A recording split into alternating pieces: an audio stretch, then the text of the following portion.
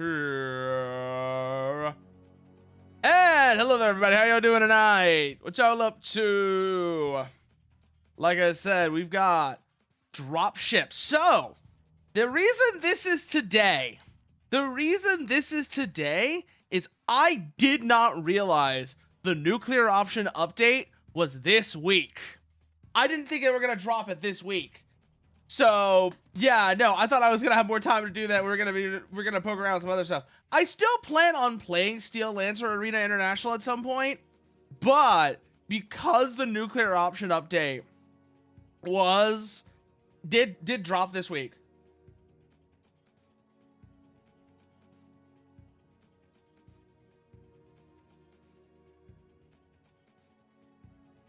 I kind of wanted to move things around so that I had space for that.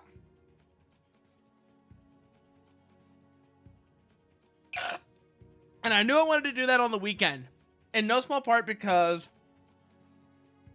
Well, the reason I want to do that on the weekend is because I'm trying out earlier stream times on weekends to see if I like it or not. And I feel like something that's got a bit of length to it, where it's inherently something that you can sink some time into, is really good material for that. Because I can just be there, and I can do a bunch of things with that. Obviously, the flying stuff, I could do mission editor stuff. I've actually got some ideas for missions to make, actually kind of bouncing around, cooking around my head right now, that I'm wondering how many of them would actually be a good idea. One in particular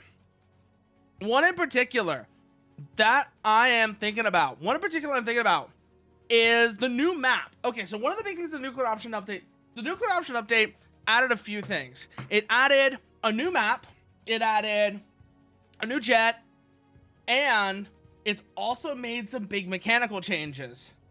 So the new map is actually really cool. The new map is essentially a long chain of islands. That's actually pretty good. That's actually like surprisingly bigger. It's surprisingly big. They were saying it was only gonna be like maybe twice as wide as the previous map. And I was kind of disappointed. I was thinking, oh, that's not gonna be big enough. It's sizable. A lot of it is open water, which does require you to be a little clever in how you actually set up assets for mission planning. It's gonna be a lot of naval operations, or you're gonna have to build a lot of offshore platforms, both of which is totally fine, but it's knowing that you have to do that that's important.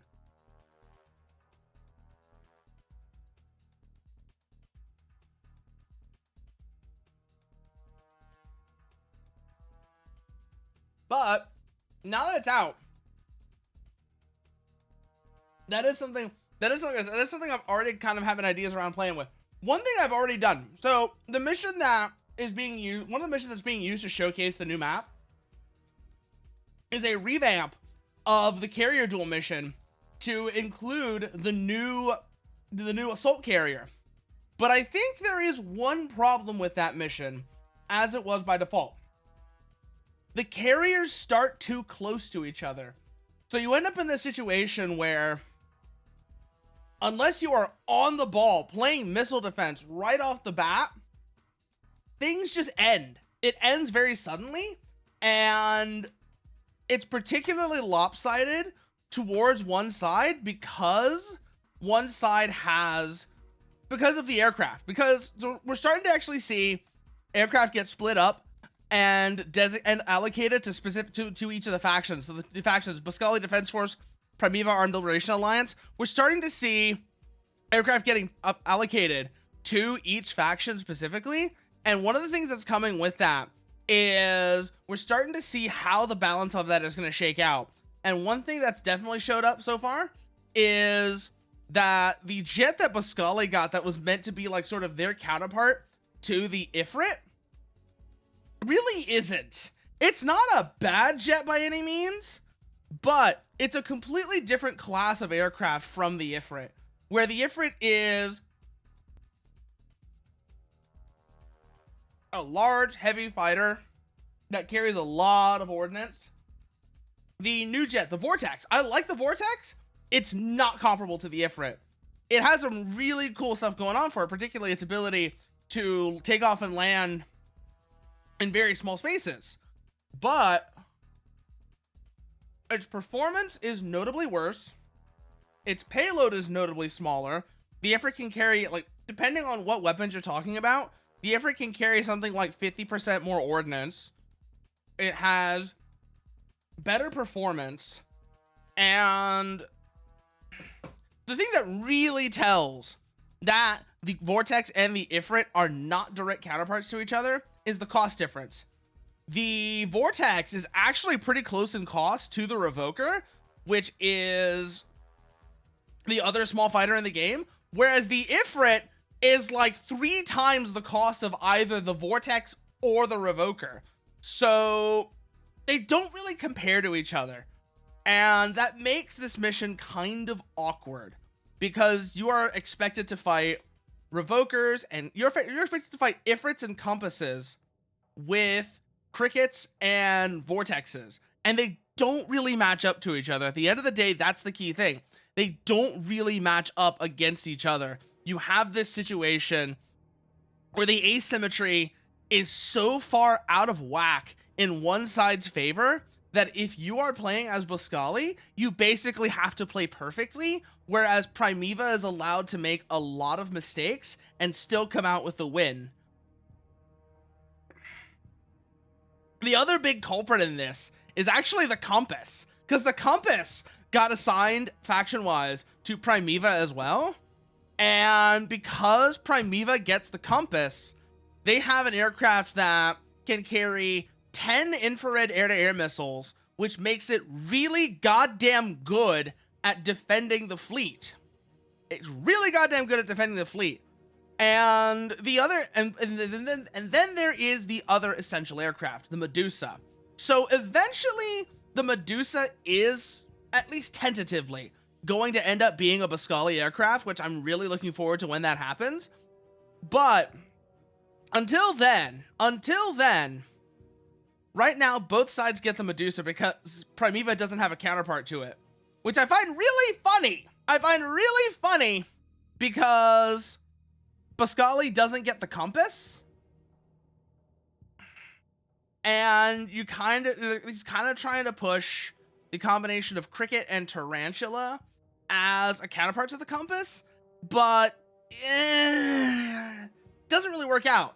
And it's entirely because the Compass has such good short range, on top of being able to be an absolute air-to-ground shit kicker, which sure, the Cricket can kind of match up to, especially when paired with the Tarantula's gunship configuration, but the Compass can do that and also carry a pretty decent air-to-air armament, particularly the fact that it gets the S3 missile. The S3, I know, I'm talking like really autistic shit that you don't know if you know the game, but the S3 missile is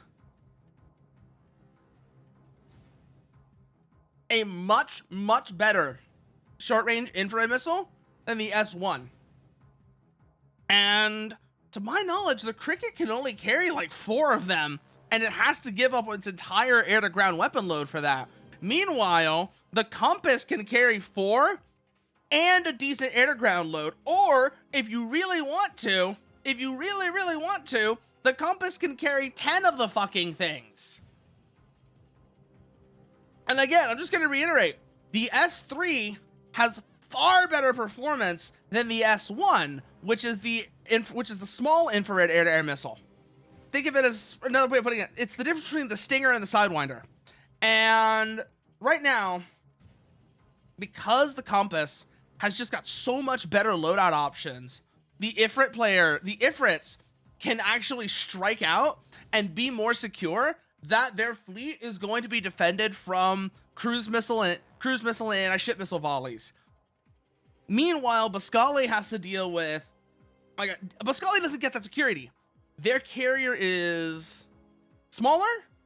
Their carrier aircraft is smaller, carries less ordnance, has worse performance.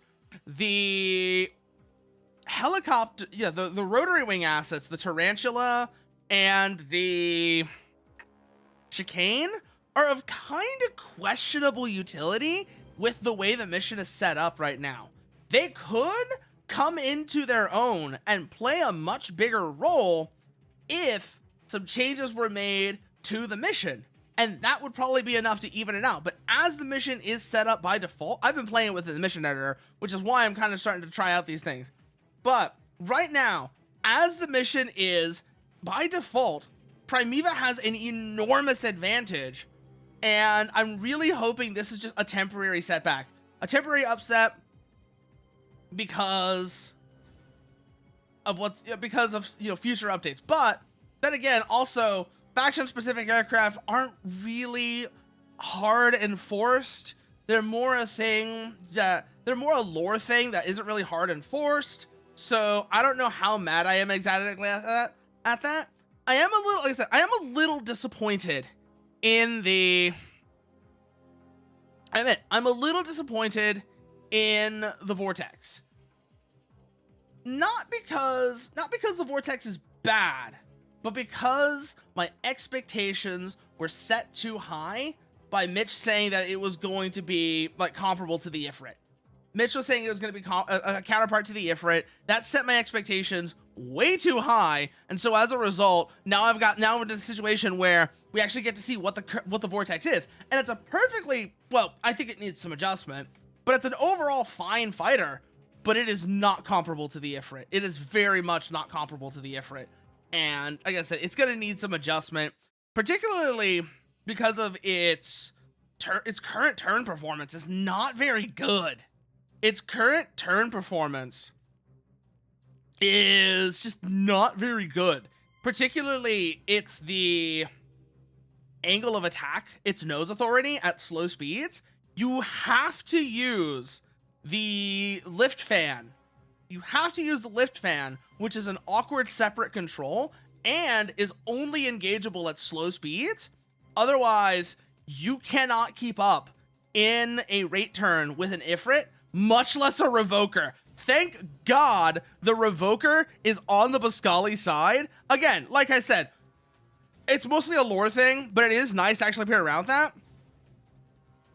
Thank God the Revoker is on the Boscali side, because if it wasn't, that would just be painful for anybody who's like that would be painful to try and fight both the Ifrit and the Revoker in the Vortex, because the Ifrit beats you in a 2-circle rate fight. The Revoker beats everything in a 1-circle fight where turn radius is what wins. And like I said, on top of that, like even the situations where you can pull it off, it's a lot more stressful. It's a lot more stressful. I really, really, really hope, like I said, this is kind of just a temporary thing, and I can already see how this is going to get addressed. Primeva still needs a small fighter. They have the compass, but I mean, actually, I don't know if Primeva needs a small fighter, because like I said, they have the compass. I would like for them to get a small fighter that slots in between the compass and the Ifrit, but there's a couple of things really. Boscali still needs something that's a proper counterpart to the compass. Boscali now needs something that is a proper counterpart to the compass, and I am unfortunately afraid that a lot of the A10 fanboys are gonna come in and ruin that, because my bird, my A10, my titanium bathtub. Ugh, I hate doing that voice. But that is how, like, they're so dumb. They're so dumb. A10 fanboys are just the lowest common denominator when it comes to aircraft. They really are. They really, really are. The A10 was a neat aircraft for a short period of time, but it was obsolete pretty much the day it went into service. And people who aren't able to recognize that still just confuse the shit out of me. Like, how can you have to acknowledge that the A10, if the A10 was already kind of obsolete when it entered service, and 50 years later now, oh, it's obsolete as hell.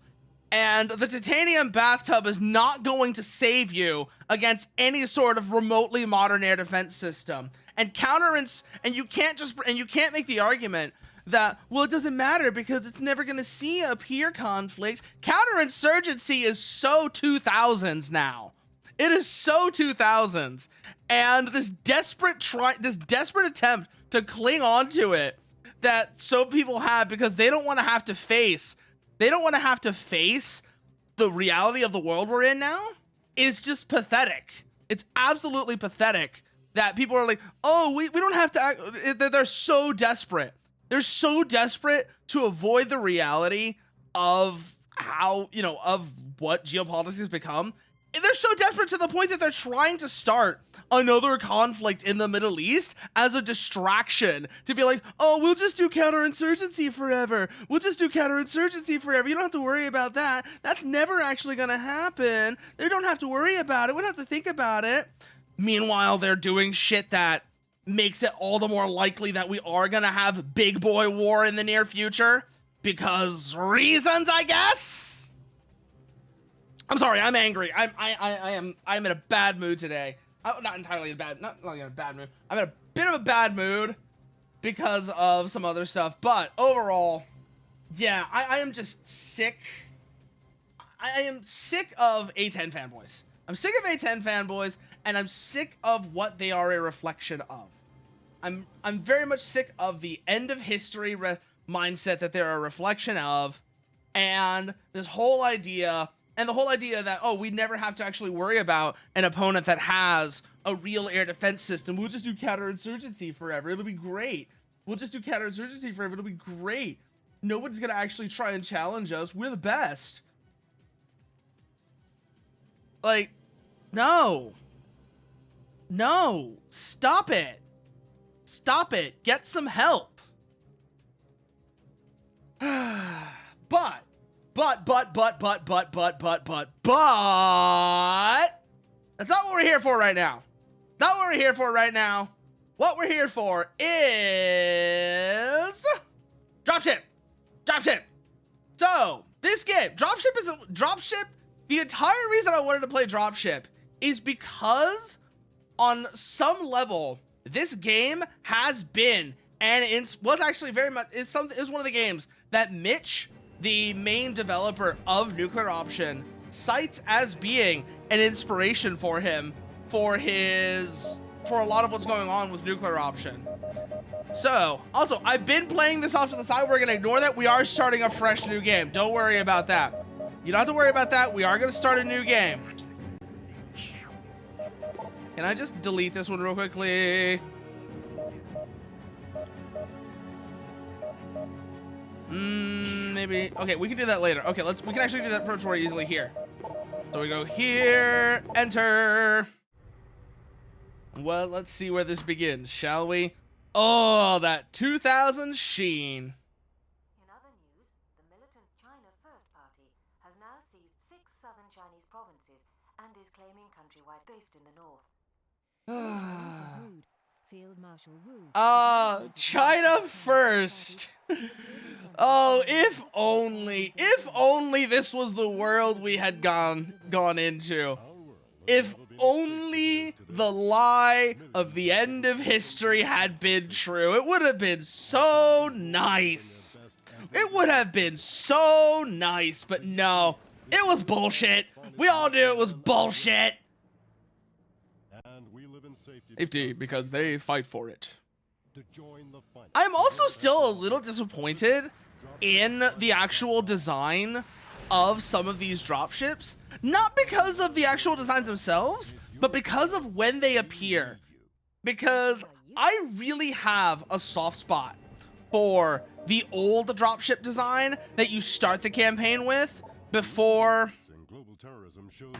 So you start with this older design of dropship, and then as the campaign moves along, you get upgraded to a new one.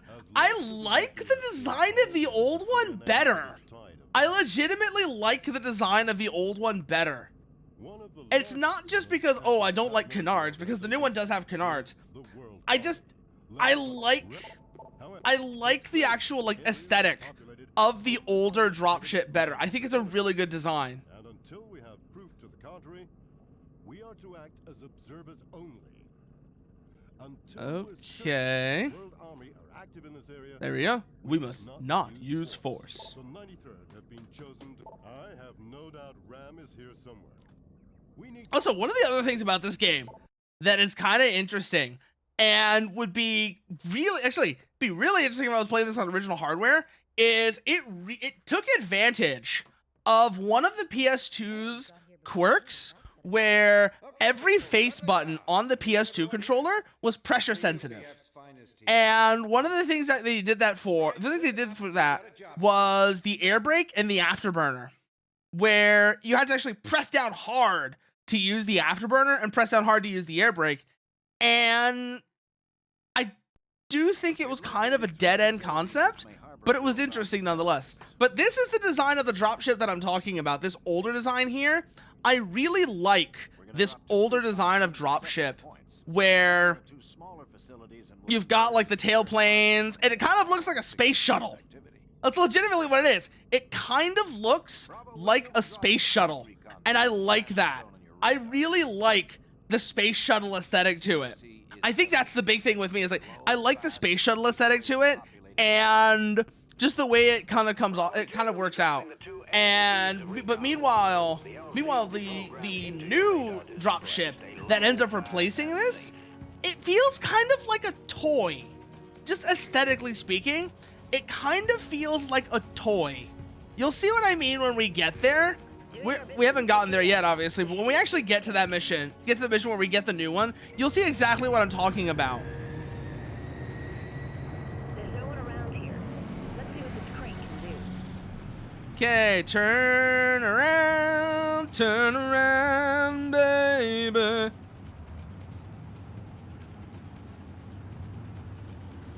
Fly to waypoint. I remember there's like a bit in this game as well where you have to deal with a bunch of SAM sites. You know we aren't shooting today. There's a bit in this mission where you have to like actually fly around a bunch of SAM sites, and they keep telling, and they're like, what I used to do in that, when I was playing this back on an actual console, is I found out that as long as you sit at the right distance.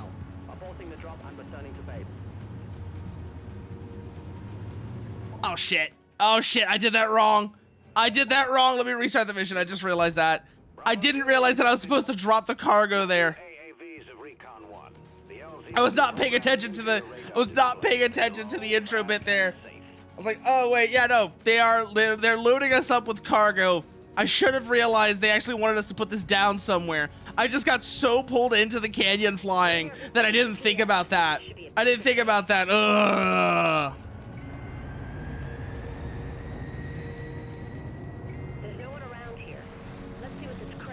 Okay, bring ourselves around. And now, again, we fly into the canyon, but this time we actually remember to put our cargo down where it belongs. Seriously though, I love the look of this dropship. I think it's so much better than the new one. Because like I said, this has like a space shuttle look to it, where the new one just looks a bit too much like a toy. It looks too much like a toy to me. And I don't really like it because of that. This is Echo 1. Number 2 engine is overheating. We're shutting it down. Aborting the drop and returning to base. Okay, bring ourselves in. We're in hover. Line ourselves up onto the point and let the system take it over from here. Also, I always forget that these dropships have the tracked landing gear that you actually see on some aircraft that were meant for landing in soft terrain, for example, on rough fields. I don't know if any aircraft actually ever use those in service, but I know those were used in some, at least experimental trials. Basically,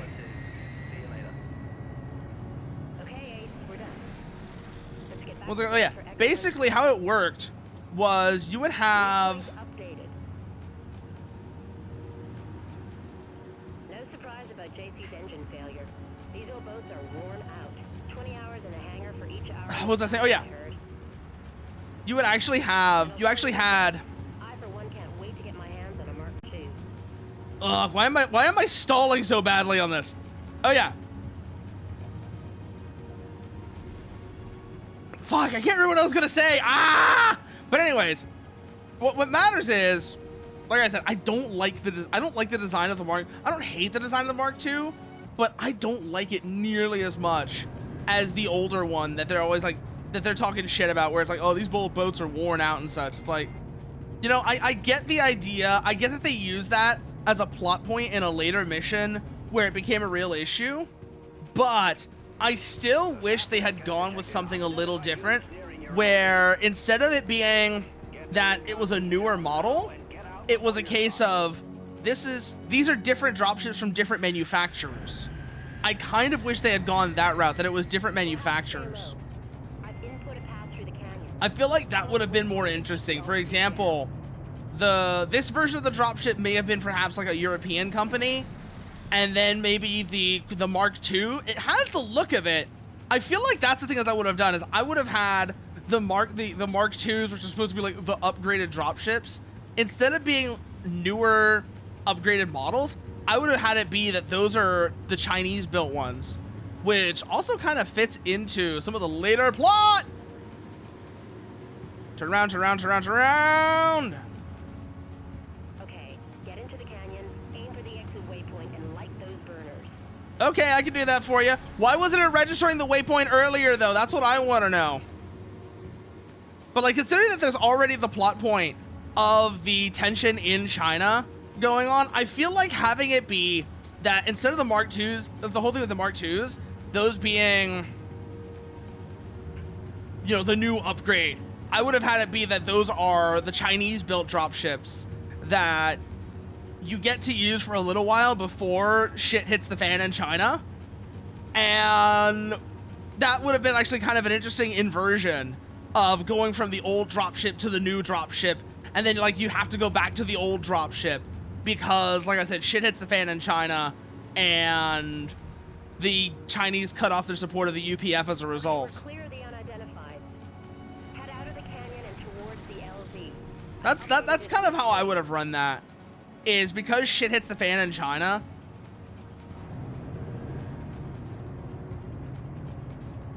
Oh, is it gonna make the landing? Is it gonna make the landing? I'm wondering if I should turn that off, because sure, this does a pretty decent job of the landings, but I also kind of enjoy landing the actual plane. I do admittedly enjoy landing the plane.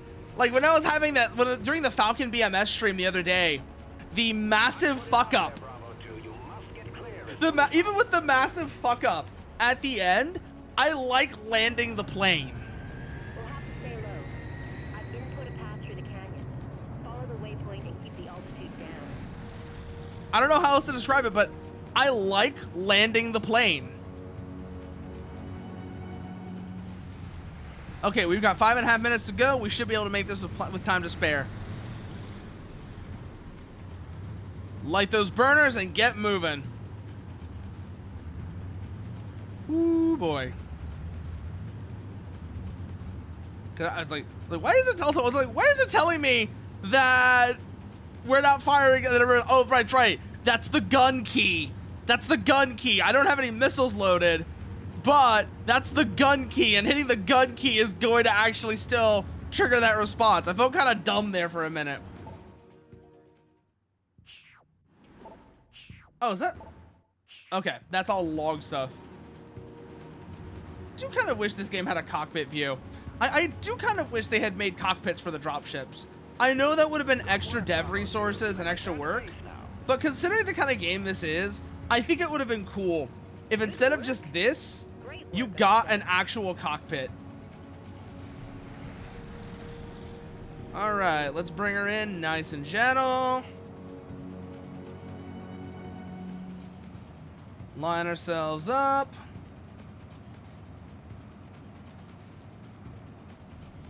Cut our speed. And done. Well done, Bravo 2. The recon teams are down safe and have reported that they remain unseen and are closing on their observation points. But yeah, that's just my thoughts. That's just my thoughts. Bravo 2, you'll be dropping.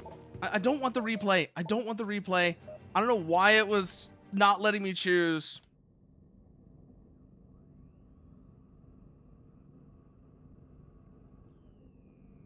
I don't know why it's not letting me choose anything. There it goes. Why was it not letting me choose that just now? That was weird. That was very weird. Yes, save. And we're going to overwrite this one.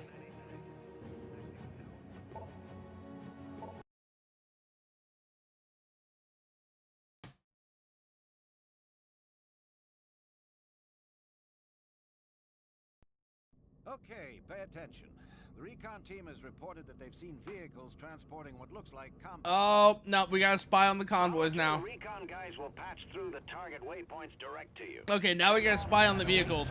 I played this game a bunch, I'll admit. I played this game a bunch, and I was even playing it off stream before I decided I was gonna stream it this week.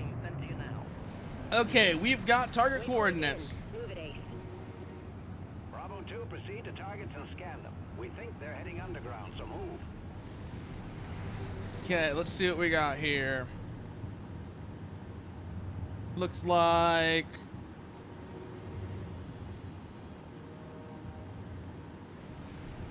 How do I switch targets again? Oh, that's how. I was trying to remember, what's the button for switching targets? That's the one I was looking for. Okay, fly in on them.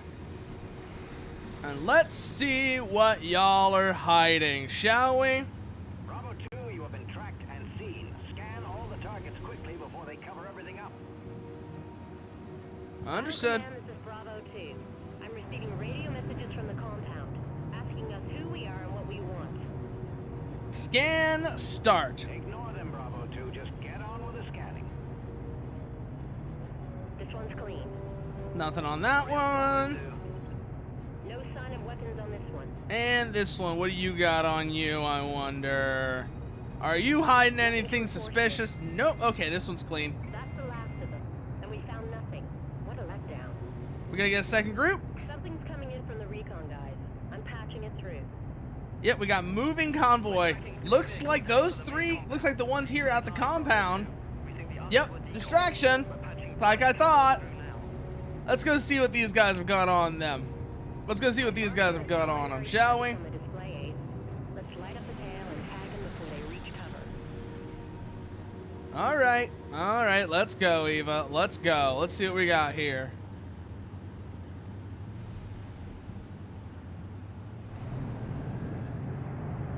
Coming in, high-speed hover. Since when do miners carry weapons like that? Ooh, we got some juicy here. What are these? What are you hiding?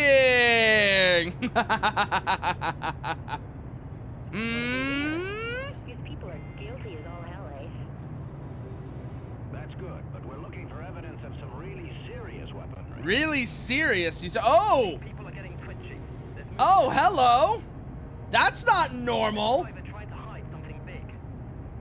Recon 1, get us a fix on whatever it is. That's the sort of evidence I think we need. Come on, guys, come on. I'm getting a very bad feeling about this. Battle Command, requesting permission to arm... This is the part where I feel like you would have... This is the part where they would pull the cover off of a SAM site or something like that. And then that's where things would go to shit. This would be the moment where shit hits the fan. You know what I'm saying? It has that feeling to it. That, along with just the vehicles that are obviously hiding the suspicious weaponry, they would do something like pull the cover off of a SAM site, pull the camo netting off a SAM site, and then shit would really hit the fan. We have acquired another target. Now that's what I call hardware. All right, Eva, I see what you're into. I see what you're into. Heads up, Bravo 2. We have another. We're scanning a live one. This is the place, all right. What about you? What are you hiding from us? Now that has to be enough evidence. These people are off to start a world war. Anything more? Neat work, Bravo 2. We have all the evidence we need. Now return to base immediately. Oh, yeah, no, we need to leave now. Remember what I said before about pulling the cover off of Sam's site? Remember what I said about pulling the cover off of Sam's site? Well, what do you know? What do you know? Not quite what I was talking about, but it gets the same intent across. They are very much less than politely saying, now's the time to fuck off. They are not very politely saying, now's the time to fuck off. So let's see what we got here. Weird that they would leave us completely unarmed in that situation. I guess that's just. The Libyan government that terrorists are operating in their country. They have to agree with our policy to shut down this hive of illegal activity once and for all. We're forming a combat plan now, but you have time to get some rest. You did okay today, you two, but here's where it gets deadly serious. You'll be going into action soon enough. Okay. Okay, Holbrook. Are you gonna let me actually? Okay, there we go. It's like, are you gonna let me actually select continue? I noticed this, like, I've noticed that weird lag in the menus at the end of the mission, and that it does that. Yes, I would like to save. Save successful. Continue campaign. I just noticed as well that the logo for continue campaign looks a lot like a modified X32, which is kind of neat. Because remember the jet I was talking about? It's also kind of neat because remember the jet I was talking about the other day? Not the other day, earlier? The FS-20, is it FS-20 or SF? The Vortex, the new jet and nuclear option. It also looks a lot like an X-32 derivative, but in a good way. Believe it or not, in a good way. Because I do know what a lot of people who are familiar with the X-32 are going to say. Yes, the X-32 was kinda ugly. And a lot of it had to do with that intake. Because it had the intake where it was stuck out in front way too far. That is almost entirely why it was kind of ugly. Good news is the Vortex doesn't have that. And I'm pretty sure the jet, I think there's a jet in this game that also kind of resembles an X-32, but it doesn't have the X-32 intake as well. It's got almost like, I think it actually has like F-35 style intakes. This is Recon 1. We require immediate assistance. We've been ambushed. We're trying to retreat. Please advise. Repeat. Please advise. Echo 1 and Bravo 2, the recon team has come under attack. Also, Head straight for the convoy. this is reminding me. So one of the things that people have been asking for in nuclear option that Mitch doesn't want to do, and I kind of get why Mitch doesn't, is he doesn't want to do anything with infantry, right?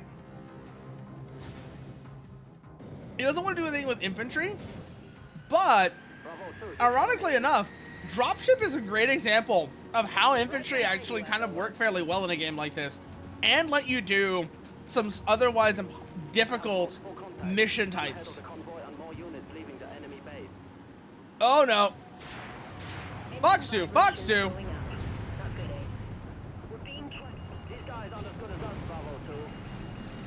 Turn. They're trying to get a lock on it. They've got a lock on it. There's an enemy chopper in the air. Take it out, Bravo 2. Oh shit. But so this is I think this is the mission. Echo 1 and No, not this part. follow me in. I remember now, yeah, not this part. But I always remember this, I remember the mission. It might be this one, it might be the next one. Multiple contacts. I always remember it because of JC here. And if you go into hover mode, I'll show you exactly what I'm talking about. If it's this mission, you'll see exactly what I'm talking about. He's like, no, don't use hover mode. You'll be a sitting. It's the way he says no that always gets me with this one. Let me see if it's this one or if it's the next one. Chopper in the air. Take it out, Bravo 2.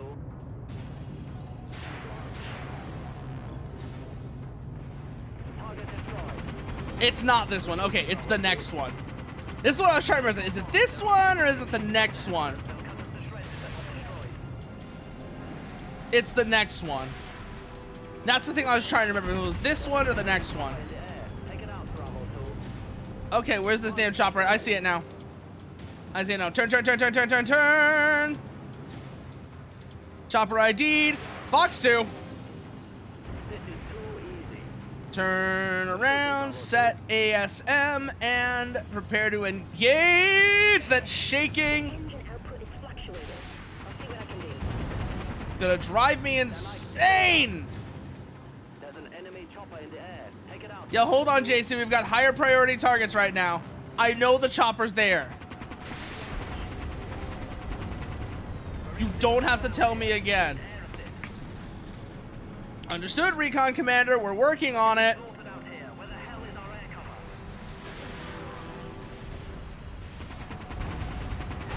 cover? Rifle, rifle. Things are too hot down here. More enemy units sighted. I'm going in. Cover me, Bravo 2. Fox 2. Pushing Bravo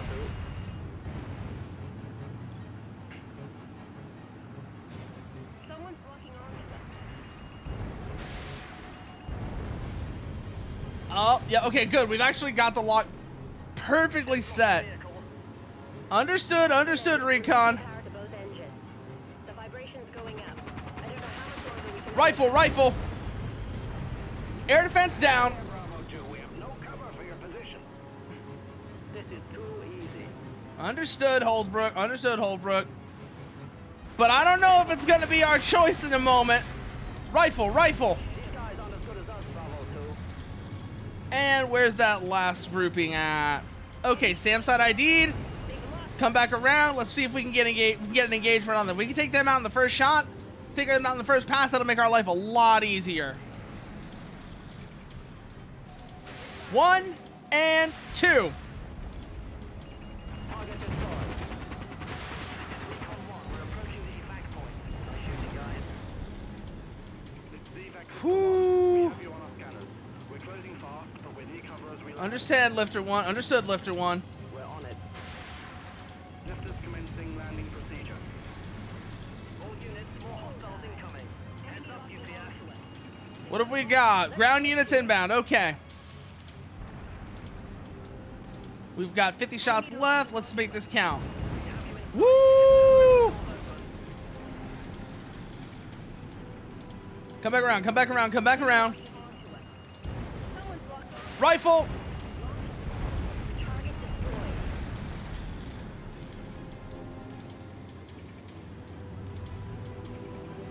Hit the brakes.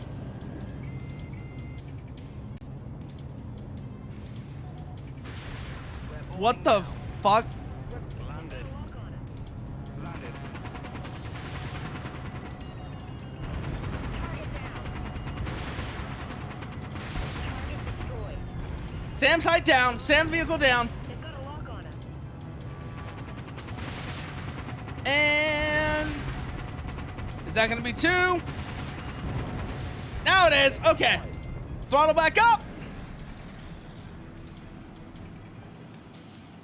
Loaded and locked for takeoff. Good work with the cover, Bravo 2. Ooh. This is Echo 1. We must escort the lifters home. I don't know how well that's going to work out at JC. We might have to beeline our way back to base. This thing's falling apart on us as we speak. Don't know if we're going to make it all the way back, unfortunately. Bravo 2, one of the units from the recon. Ah, here we go. What was I telling you? What was I telling you? I remember this mission. I remember this mission. Battle Command, we've lost power to our #1 engine. Request other units to respond. You know, I do kind of wish that they had actually done a little thing to highlight that, where one of the lights from the engine went out, so you were only flying on one engine. Got the coordinates. Waypoint updated. I feel like that would have been a nice little touch, is if they had actually said it so that when you came down like that, you only had the one light from your engines to highlight that loss of power.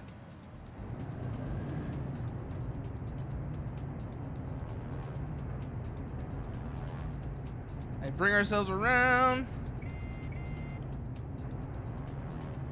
Get it as close as we can before the auto land takes over. Okay, auto land has us in and down. But I already know where this is gonna go. Once we're down, we're not gonna be able to go back up. We are dead in the water. Hostile Central. Are we glad to see you? Now get us out of here. I don't think that's gonna work. I don't know if that's gonna work. Oh, we're up. We are, in fact, nope. The engines are We are not up. Never mind. Never mind. We are not up. Well, shit. Battle Command, this is Bravo 2. Mayday, mayday, mayday. We're on the ground and have suffered total engine failure. We also have wounded. Now, oh, this is another thing that this game did that was really interesting. Okay, Bravo 2. Is you had a couple of these sections, I remember.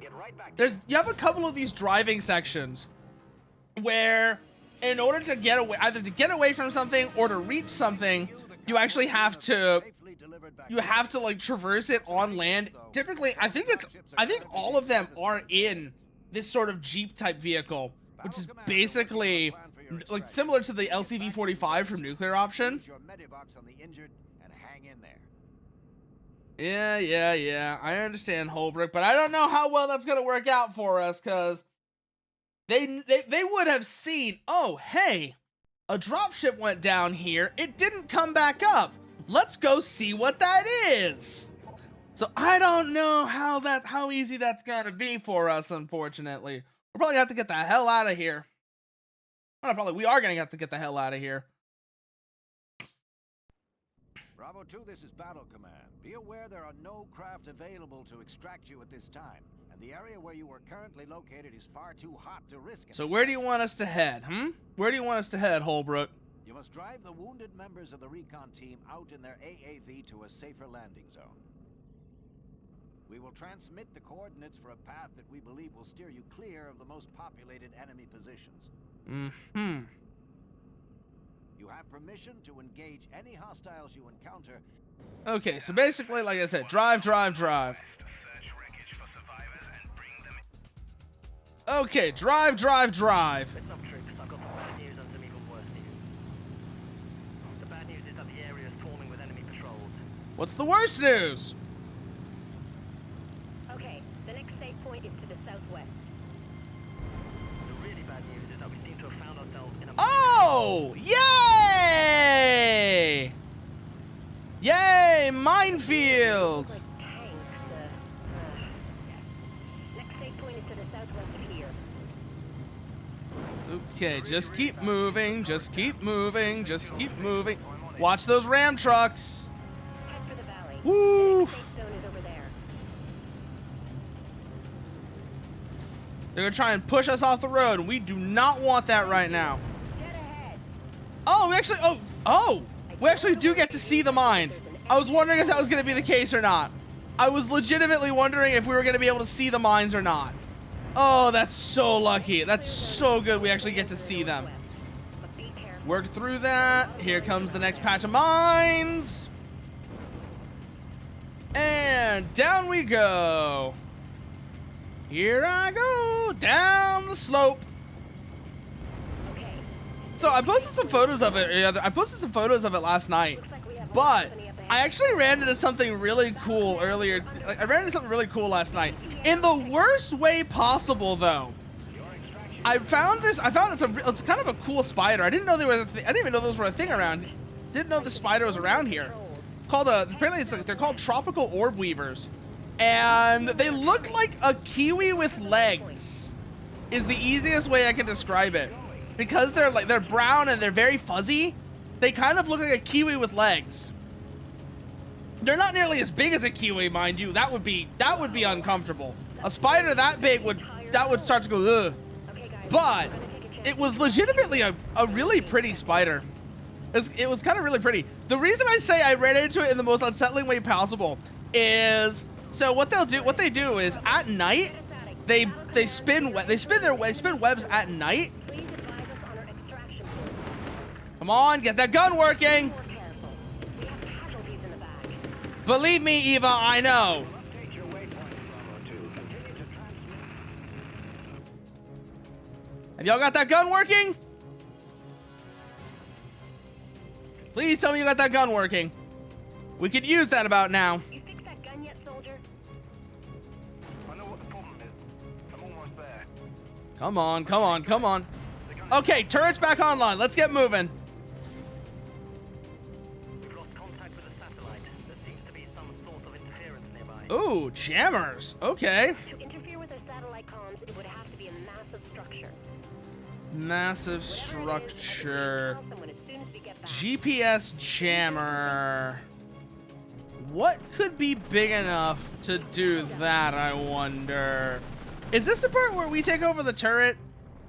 Or... Concentrate on shooting Yeah, this is where we do. Okay, Eva takes over driving. We're turret gunner now.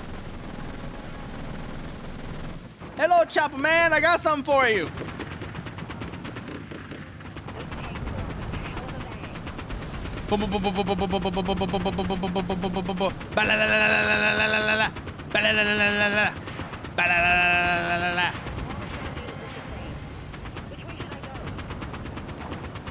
Don't worry about it, Eva. Just figure out which one looks right.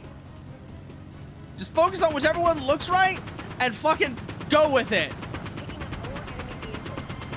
I just realized as well, that looks a lot like an old, like there's an old Italian armored car that looks a lot like that. I think it's called the AB-43. We're taking damage. Check the radar for targets. It legitimately looks the part. It looks like, so that's an old Italian armored car from like World War II, the World War II era. It looks a lot like that. The resemblance is kind of uncanny. It's like somebody crossed that and the South African G6 Rhino, the self-propelled howitzer that a lot of people were like really all over. Like people were like really fond of because it legitimately does look like a sci-fi vehicle. I won't lie. The G6 Rhino, I don't know if you've ever seen one, but they legitimately look like a sci-fi vehicle. They have that sort of look, they have that sort of vibe to them. I'm picking up heat signatures of tanks ahead. Okay. I see him. One down. Which way should I go? Just focus on driving, Eva. I don't particularly care. I need to get these, I need to keep these guys off our ass. So I trust you can figure it out. You are a competent pilot. I trust you can figure out navigation. They're armed soldiers. Soldiers ahead.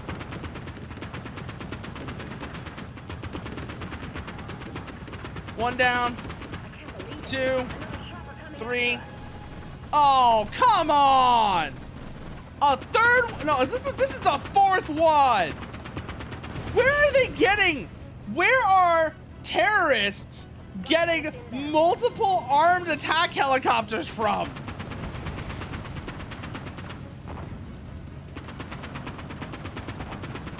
That's what I want to know. That's a kill. Where are they getting multiple fully armed attack helicopters? Suicidal jeep. Heads up. Another chopper inbound. Oh, they blow up big.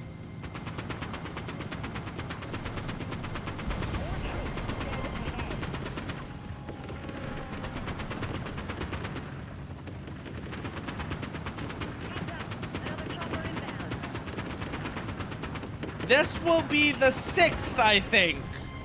Again, the 6 armed attack helicopters. Not improvised, mind you. These are not improvised in any sense. These are like, no shit, legitimate attack helicopters. Good shooting, pal. Where are they getting all this shit from?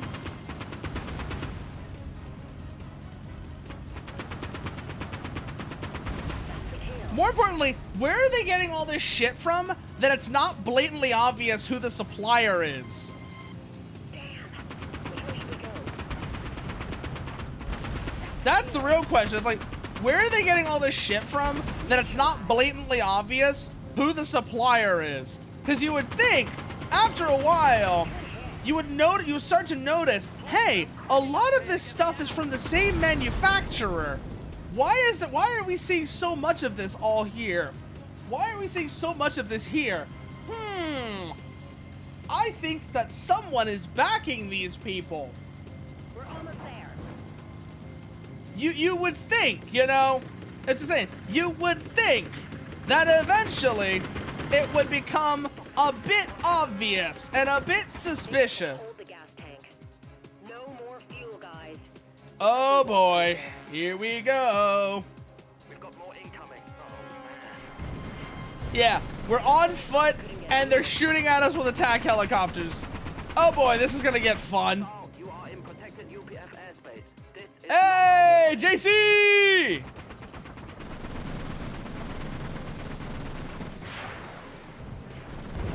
Good. All right, so we're in the clear. Good. It's amazing what happens when some proper cash shows up, isn't it? Everything scatters like cockroaches when you turn the lights on. Cash jet flies overhead. Speaking of which, I actually had, I don't know whether I didn't get a good look at it, but I think it was an The F-16. engine silting that you experienced has been a problem in this theater of operations. So much so that I've arranged for our current squadron of Defender dropships to be replaced with newer prototype Mark IIs. Okay, so now you actually get to see the Mark II, and you're gonna see what I'm talking about. You can see what I'm talking about, where they look too much. They look like a toy. They legitimately kind of look like a toy to me, and I don't like them as much as the older Defender design. That, you know, as the quote unquote older Defender design, the one that you actually, the one that you start the game with and have for these first few missions.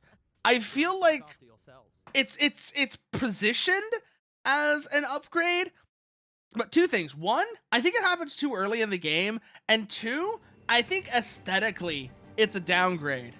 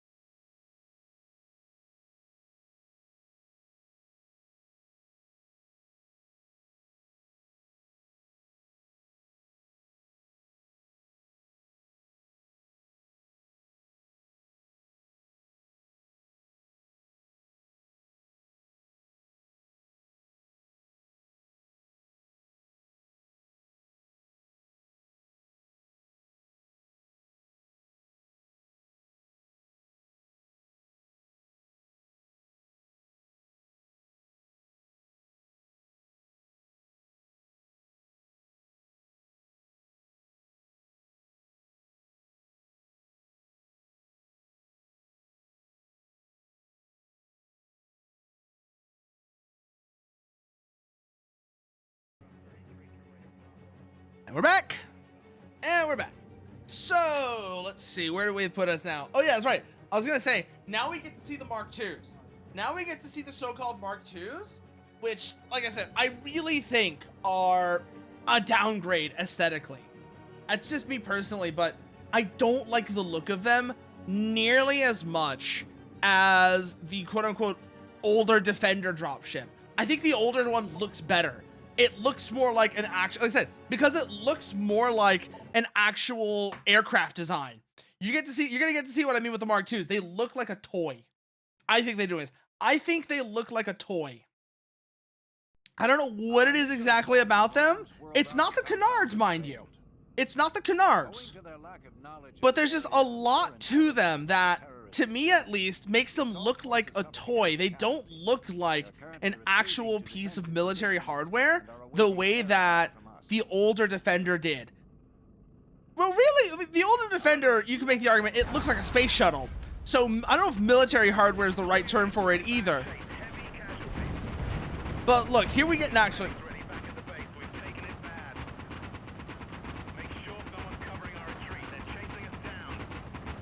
Okay, we're in now, and this is the Mark II. So this is the Mark II, and like I said, there's just a lot of little things about it that, to me at least, kind of make it look like a toy. It's just the little details about it that We'd have made the difference. don't look right. Well, now's your chance, Ava. This isn't going to be easy. That base has nasty SAM defenses, so just remember to move as fast as you can. He says that, but like I said, ironically enough, if you hold out just far enough in hover mode, he says he keeps on bitching at you not to, but if you do, you can sit outside the range of the SAM sites and plink them with your cannon. And I remember doing that a bunch of times because it's hilariously effective once you realize where the SAM sites are. He's like, he won't shut up if I do it, which makes it kind of annoying. The targets ahead are installations. They contain ground defenses for the base. But once you identify the SAM sites, like I said, JC's gonna bitch, but watch.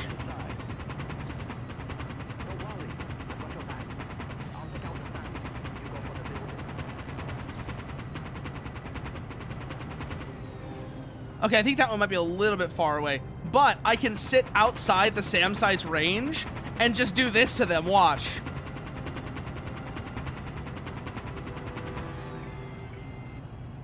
Maybe I need to get a bit closer. Oh, yeah, I saw that. I didn't see the trailer, but I saw that Super Robot Wars Y was a thing. I did see that, Dr. Anime. I haven't seen the trailer yet, but I know that's a thing. And I don't know if I'm going to get it because like I said, I've never really exactly been big on SRW, but I might consider trying it in the future. But you can see what I'm doing here. You can actually, like I said, sit outside of the SAM site's range and just plink them. And it's hilarious because JC is like, no, don't use hover mode. You're a sitting target. But, like I said, you can just engage in intense fuckery. You can engage in tomfoolery and just destroy the SAM sites far more effectively. Like I said, he's going to keep saying this, by the way. He's not going to stop saying this because of what I'm doing here. But I'm just sitting outside of their range and I'm just plinking them.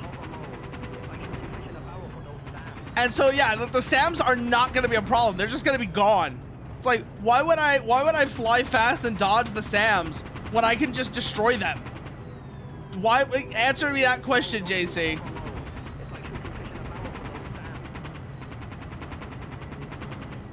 Okay, we might be a little far away for that one.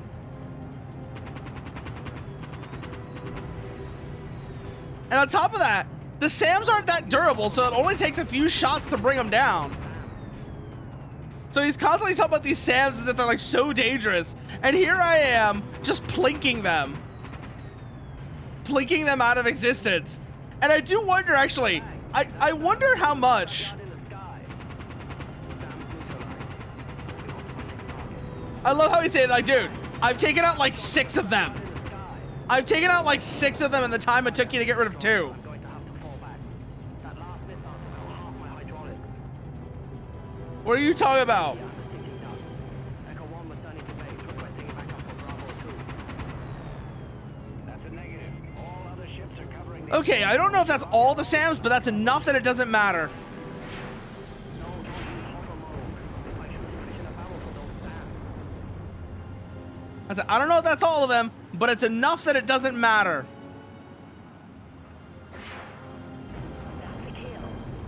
One, next target down. Come around, come around, come around, come around. And what do we got here? Second complex, another industrial complex. Come up out. I'm legitimately wondering, did I get all of them? Did I get all of them already? Huh. This is exactly what I was talking about. It's like, the game tells you not to hover, but it turns out that hovering is actually really powerful on this mission as long as you stay far enough away and just kind of abuse the range of your gun.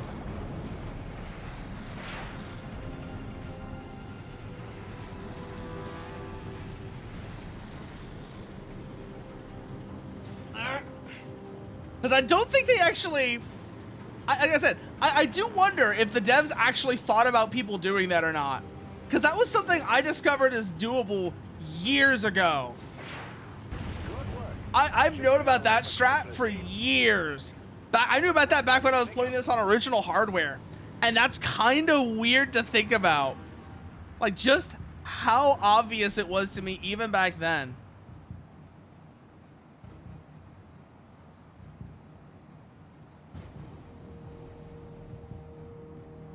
We're gonna hold here. See if there's any SAM sites in the area. If there aren't, then we can continue.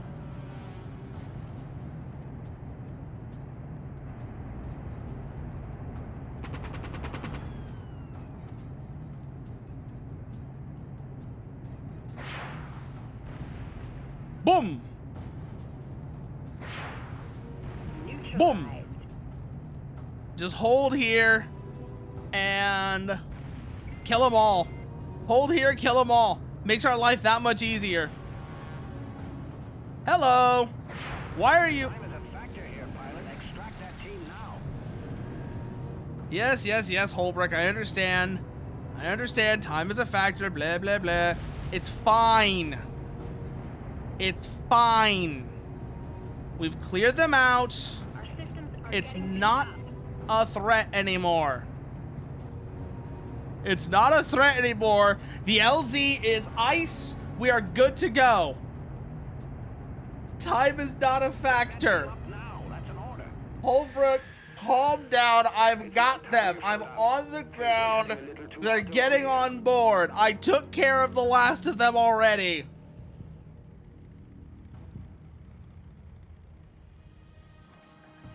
Chargers ready and set. This is gonna look sweet.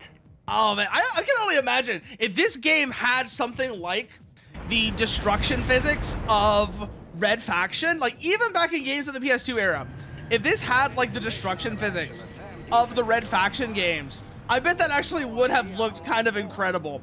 Where you've got shit where... Clear to insert Alpha Squad into the base.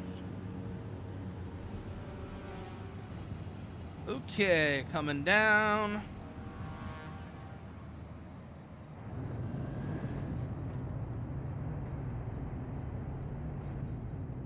Get that team down. And we are inbound for deployment. Yeah, Sam, but oh look, funny weird bird. Oh look, the enemy airplane shot down. Zoom, hit bad guy is down. Yeah, but except the problem is the Sam didn't recognize. First target. Some air cover would be a really good idea. No idea what you might find down here. Fox 2, Fox 2. neutralized. We have contact with an enemy patrol around the perimeter of the first target. Understood, understood. We're already engaging them. Coming back around to next hostile group.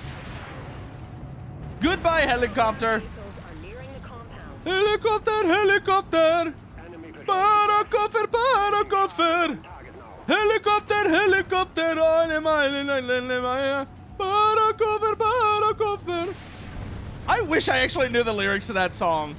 Especially because there's a really funny bit at the end of that song. So the guy's like, you see the guy's like, it looks like it's like super rich and he's got a helicopter, right?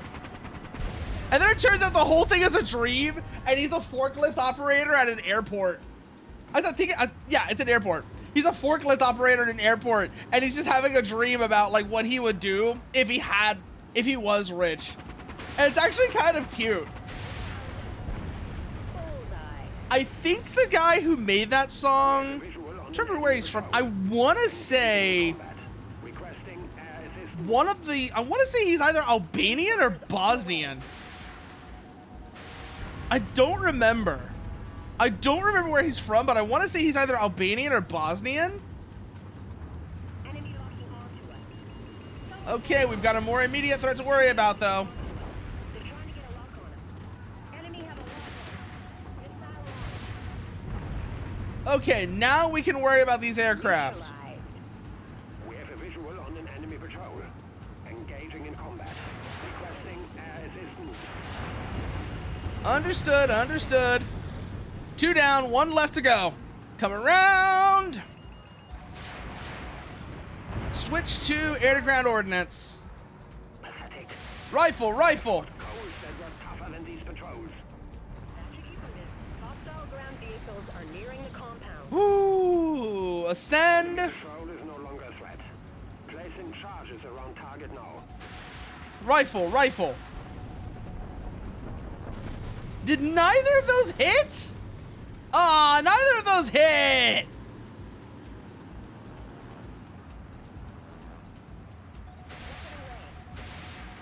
Okay, there we go. There we go. Now we're actually getting hits on target. I wish I actually knew what the stats of the different weapons were. Like, they'll tell you, like, some of them, and there's points where you actually get to choose different weapons by landing and rearming, but they never really make it apparent whether or not that weapon is an upgrade, and sometimes they feel worse than the weapon they're replacing. The classic example that comes to mind for me is the...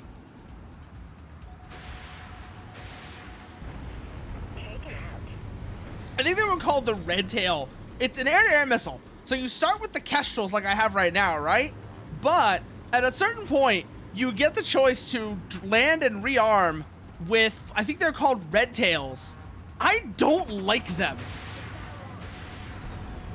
I remember not liking them because Grandmother could outgun these losers.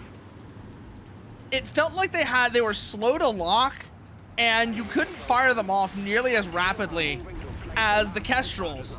So you ended up in a situation where it took a lot longer to actually get kills. Patrol has entered the area. Neutralized. Enemy Again, I don't remember if they actually had any advantages, but I always ended up not liking the Red Tail missiles because they felt worse than the Kestrels they were replacing.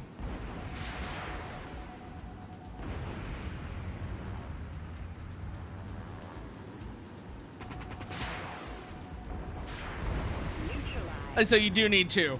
I was curious, like, do I actually need 2 or am I wasting ammo? You need 2. You need 2 to get a helicopter.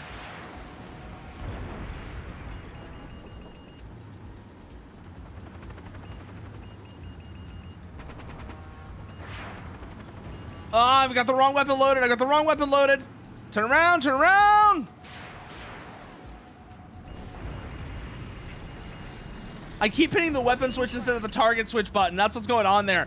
And every time I do that kind of screws me over. I'm like, ah! Okay, good, good, good, good, good.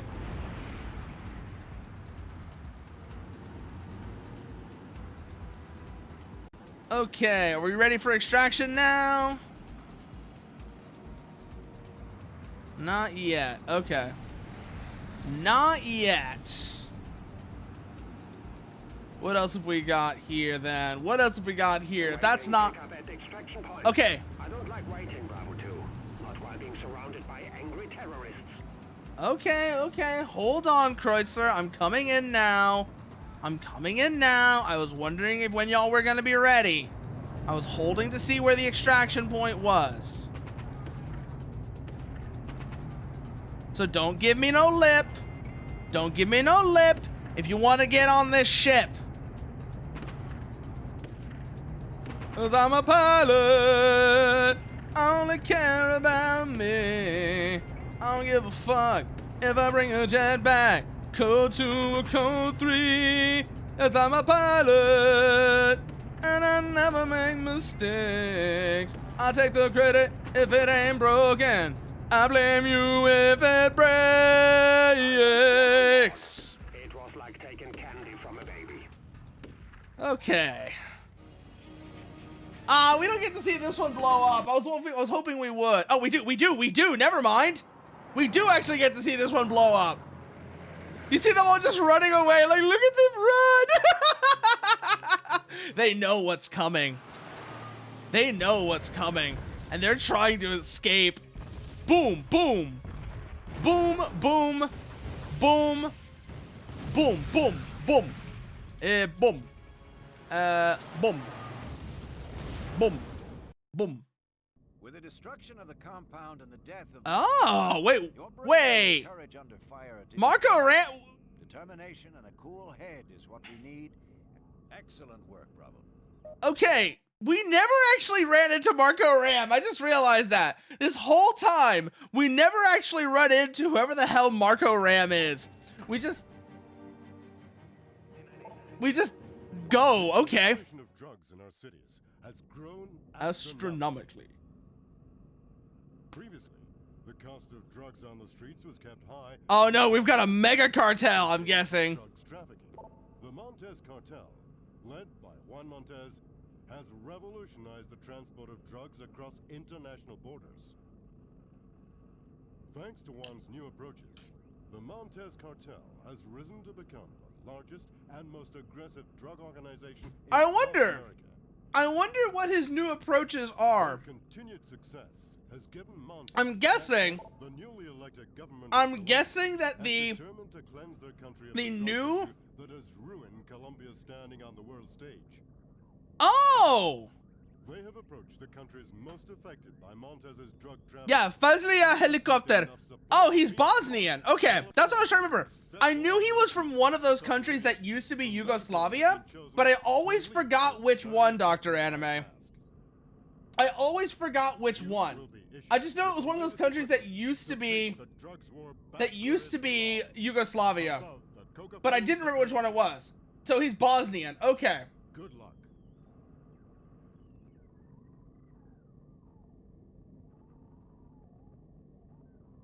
But yeah, no. I wish I knew the lyrics to that song, actually. I'm not gonna lie. I do wish I knew the lyrics to that song.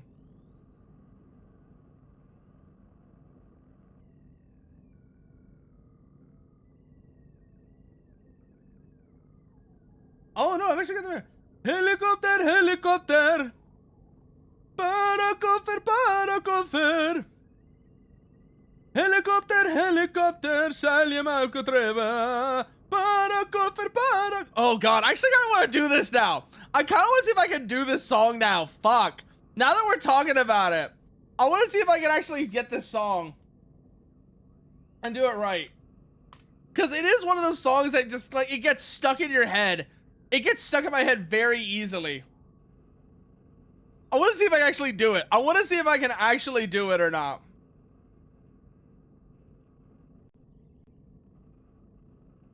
So, let's see. Where is this at? We need to go here. We need to go here.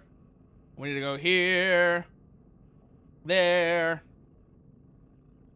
And then we go here.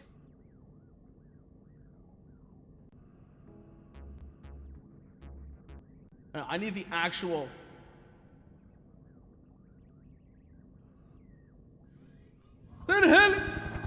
Helicopter. Para Helicopter, helicopter. Salje mako treba. Para koffer. casa nieba, helikopter, helikopter, koliko treba zlata. I don't know this song at all, never mind. I don't know this song at all. Why am I acting like I know this song? I only know that bit. I only know that bit, and even then, not very well. Oh, but yeah, no. It is an incredibly catchy song. I have to admit. It is an incredibly catchy song. Like, just everything about it. And then, like I said, the other thing as well that really gets me with it is this bit at the end. It's this bit at the end where we actually get to see, like, it turns out that he's actually dreaming. And it's like he's like a forklift driver at an airport.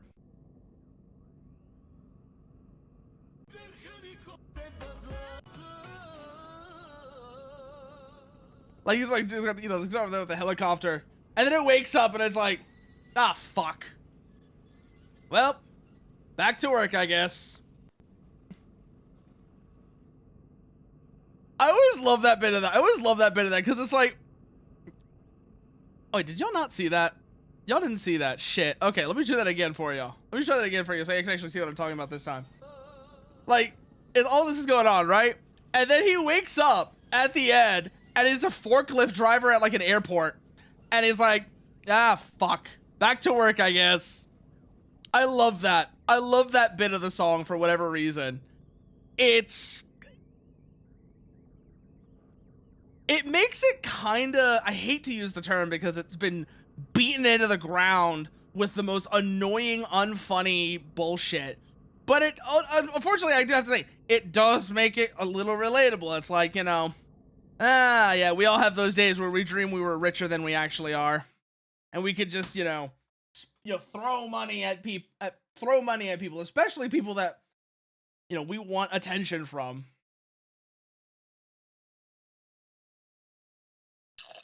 In order to commence our operations against the Montez cartel, we must establish a foothold in this lawless section of Colombia. We will be using an abandoned Colombian army facility as our base. This is the plane. This is actually the mission here. This is the one where we're actually flying the plane that I think looks like an X-32. This is the one that looks like an X-32.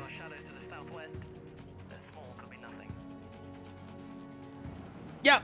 You see, it kind of looks like an X-32. I don't know if you've ever seen the X-32. If you do not withdraw, you will be shot out of the sky. This is your only warning. Box 2. All units, clearance to engage enemy fighters. Protect those lifters at all costs. Already on it, Holbrook.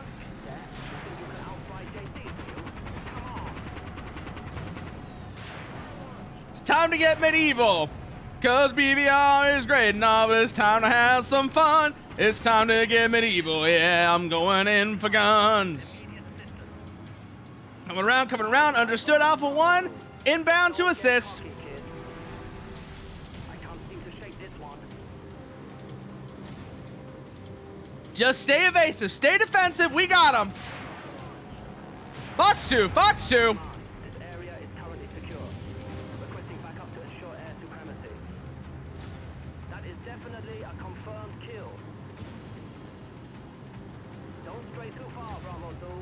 Understood. Give me vectors on those hostiles so I can deal with them, though. Alpha 1, what is your current status? Are you inbound? I think they're clear, so let's move over. Let's move over to a position where we can actually veer off to cover the next inbound flight.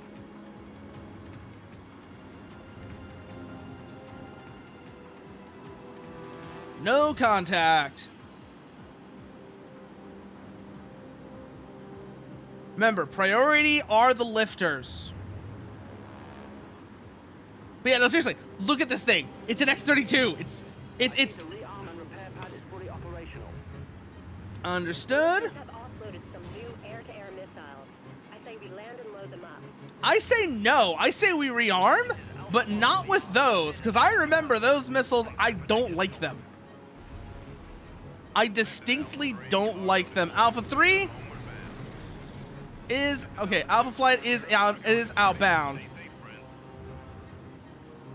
Where are Where is next lifter? Delta and Delta confirmed. Moving to escort. Radar about now. Bravo wing accompany the lifters to base and intercept any hostiles. Understood. Someone goofed at Battle Command. Those lifters were vectored in too far away. Okay, hostile contact confirmed. Brink coming in to engage now. We are under attack. Hot on target. Fox 2, Fox 2.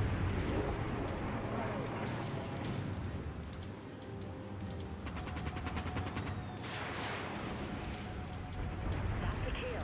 Splash 2, Splash 2. Understood, Delta 1. Already engaging. Stay defensive. Target destroyed. Stay defensive, we'll take care of the rest.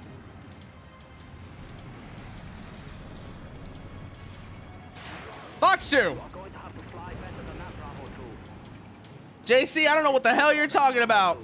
Just don't get cocky, kid. Woo boy. What do we got here? New contacts. All units, protect those lifters at all costs.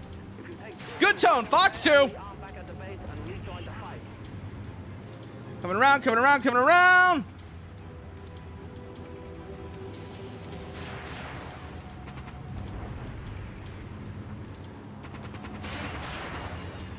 They've lost us. Doesn't matter. Nice, I saw that, Bravo 2. Just don't get cocky, kid. I got your back, Bravo 2. I hear you, JC. I hear you. Understood, Delta 3. We're starting to run low on ammo. We're going to have to rearm at some point. Not with the red tails, though. Like I said, I distinctly remember not liking those. So we're going to take this opportunity to rearm. Land and rearm.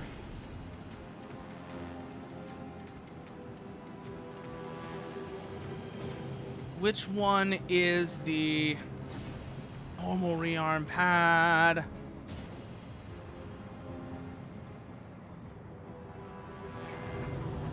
Shit, we might just have to go with it. We just might have to go with it. Okay. Well, let's see what these are like then, shall we?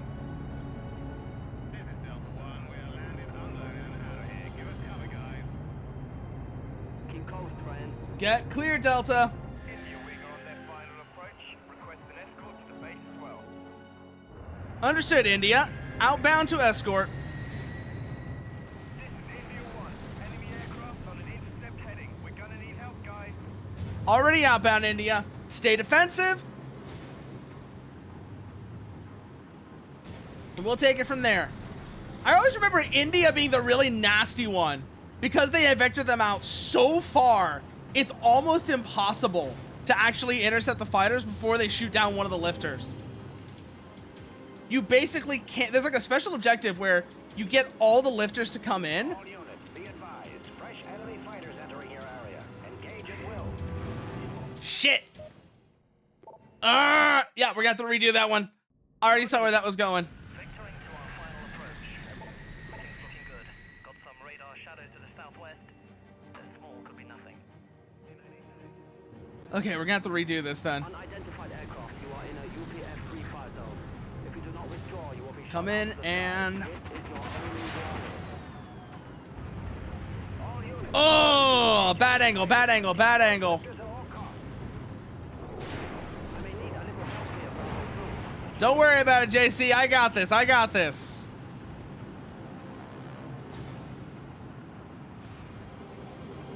Bravo Command, this area is currently secure.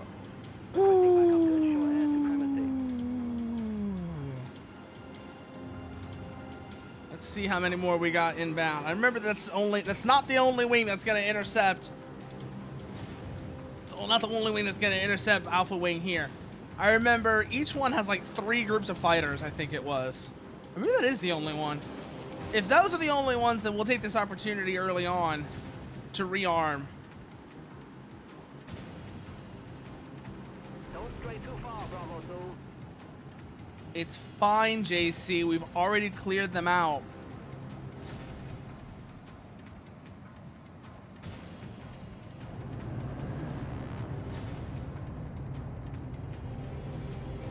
we'll hold here, keep an eye on them, make sure nothing actually comes in on them.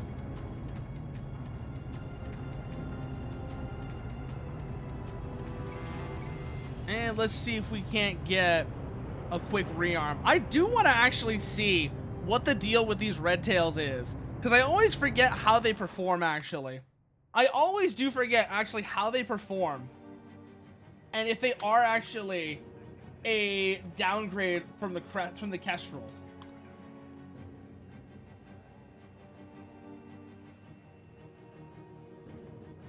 But I always felt like they were.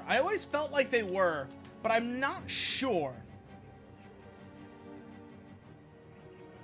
Like I said, I'm not sure what my thoughts were on the what thoughts actually are on the Kestrel, because on the red tails, I mean. I see the rearm and repair pad is fully operational. Yeah, I see it too, JC. Uploaded some new air-to-air missiles. I say we land and load them up. This is Alpha 1. We are unloaded and heading for home. Thanks for the protection. Okay, come down. Let's see if these things are actually worth a shit or not. Also gotta remember, we don't immediately take off afterwards, because it takes a little bit of time for the weapons for weapons to load in. I remember I did that a few times, and that was one of the biggest mistakes I made. We are beginning our approach to the base. Should be showing up on your radar about now. Bravo wing, accompany the lifters to base and intercept any hostiles. I'm trying to remember actually where India vectors in from. We're vectored in 2 That's the thing I don't remember, is where does India wing vector in from? If I can remember where India comes in, that'll make intercepting the fighters a lot easier. Delta, we are under attack. I knew this would happen.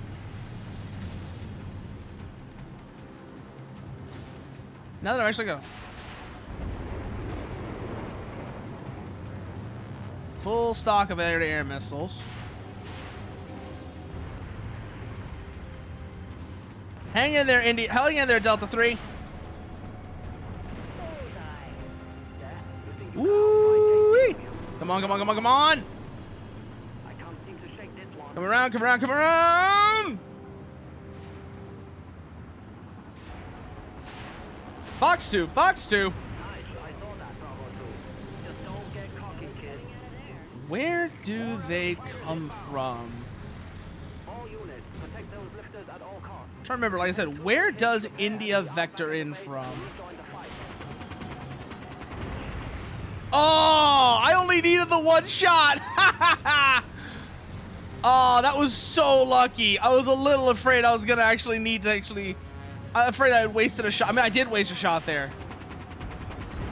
But like I had totally wasted a shot. I was really kind of afraid I had totally wasted the shot there.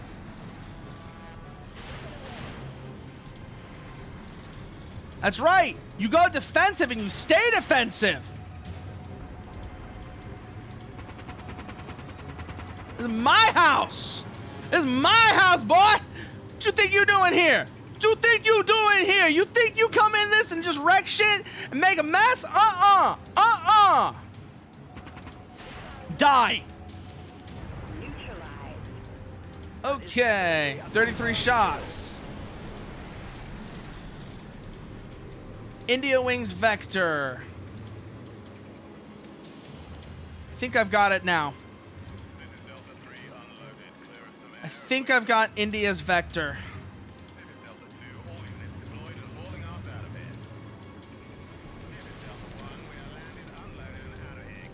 I wish I remember what direction India came from. I can remember what direction India comes from. Got him. Okay. Northwest. This is India 1. Enemy aircraft on an intercept heading. We're gonna need help, guys. Already outbound, India. I see him.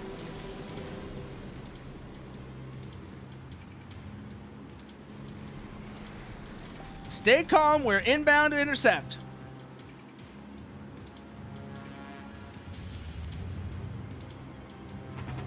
Fox 2. Fox 2.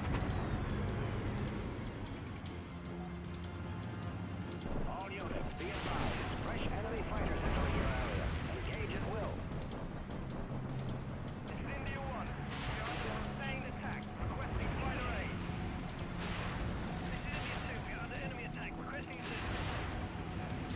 Understood, India 2. Tail should be clear now. We're being targeted. We've lost them. Fox 2. Coming around, coming around, coming around, coming around! This is India 1. Damage is critical. Either we get fighter help or we're dead. Understood, India 1, inbound. More enemy fighters inbound. Come on, can we make it? Can we make it? Can we make it? We lost India 1. Shit! Okay, I know the direction they're coming from now. They come from the northwest. They come from the northwest. India comes from the northwest. Just remember that. We remember that, we can position ourselves to deal with the enemy fighters. Unidentified aircraft, you are in a UPF free fire zone. If you do not withdraw, you will be shot out of the sky. This is your only warning. All units, clearance to engage enemy fighters. Protect those lifters. at I'm all still wondering, actually, if there's any substantial difference between the Kestrels and the Red Tails or not. And if so, what is it? Like, I wish I actually knew somebody who had data mine this, because that would make life a lot easier to know. It's like, is there a substantial difference in performance between these two missiles? And if so, which one is better to keep? Which one is better to use?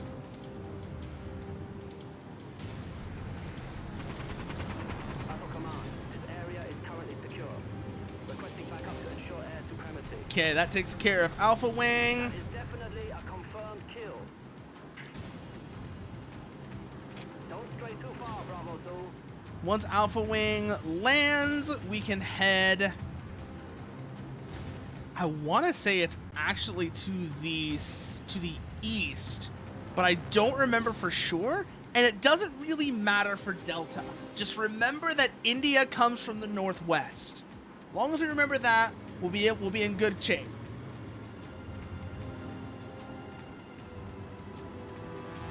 Also, one of the things, I really wish it would actually tell you the relative.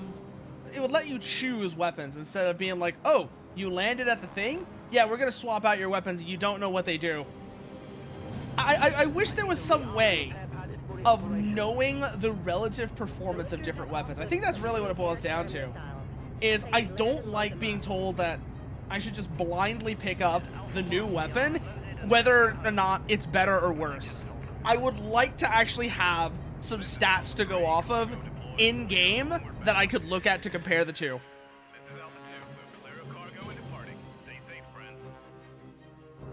Stay near me, Bravo 2. Okay. Delta comes in from the west, then India from the northwest. Okay. I remember the directions now. Bravo wing, accompany the lifters to base and intercept any hostiles. Already outbound. Battle command.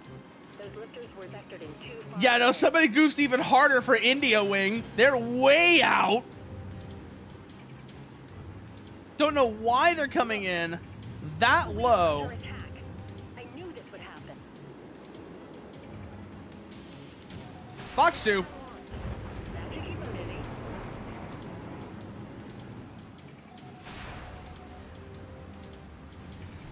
No one's coming out of there. There we go.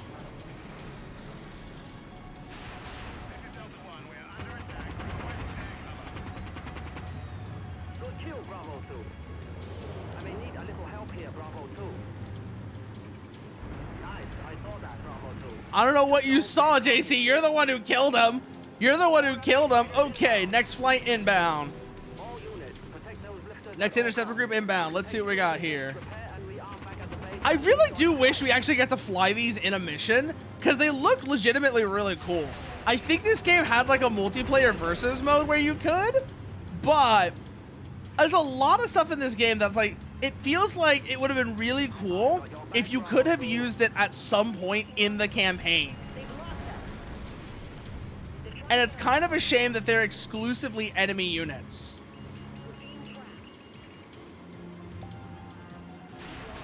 It's the kind of thing that, well, the way that they set it up would work better in a more modern game, ironically, because you could have it be online with more objectives, but because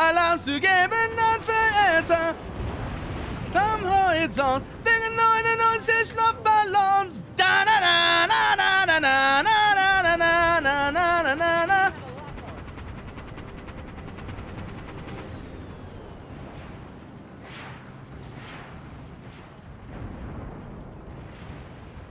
The enemy has destroyed one of our buildings. Stop them from doing more damage. Okay, hold on. The enemy has destroyed one of our buildings. Hold on, Holbrook. I'm working on it. But my fire control system is having a bit of a moment.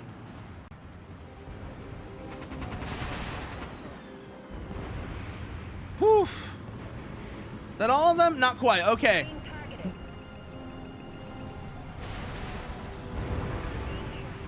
Come around, come around, come around, come around, come around. Ooh. Okay, that's all of them taken care of. Good. And we got all the lifters in, too. We got all the lifters in. This base active, we can tackle the drug war head on. We didn't anticipate the Montez cartel being so well equipped, but they paid a heavy price in I mean- crews and machines, so they must have desperately wanted us out of it. Really? How could you anticipate that? Is what I'm trying to say.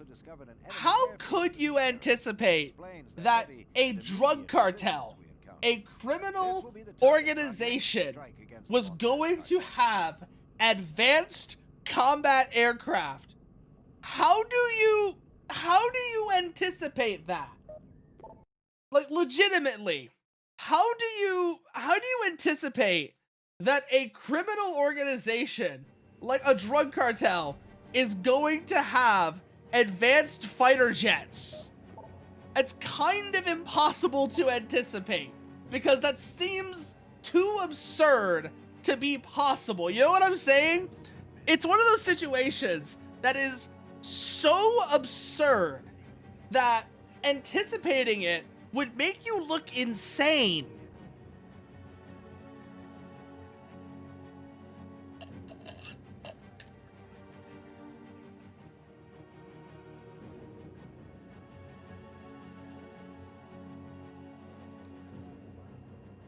Also, I remember this game, towards the end, you actually fly the weirdest looking jet ever. Like, this thing looks strange. I forget what it's called, but it's after the plot twist. It's after the plot twist that I'm pretty sure you can see coming from a mile away if you were here for the intro cutscene. But it's, you know, this plot twist is like visible from a mile away. But they have the strangest looking jet that you end up flying because of, like, in one of the later missions in the game. No, I didn't want that. I don't want you to go to the demo. I'm trying to remember if I can remember what the hell this thing is called. I don't know if I remember what the hell this thing is called. But I remember it because it's such a... It's just such a strange jet.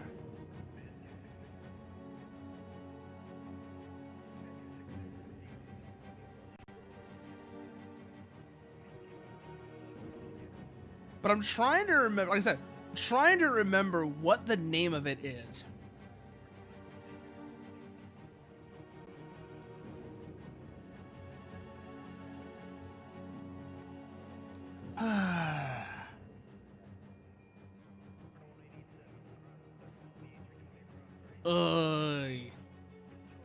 I think it was the Phoenix.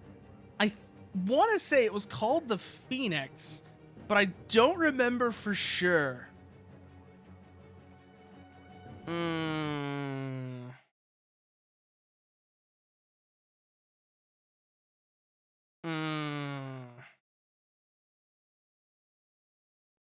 Like I said, I legitimately don't remember the name off the bat.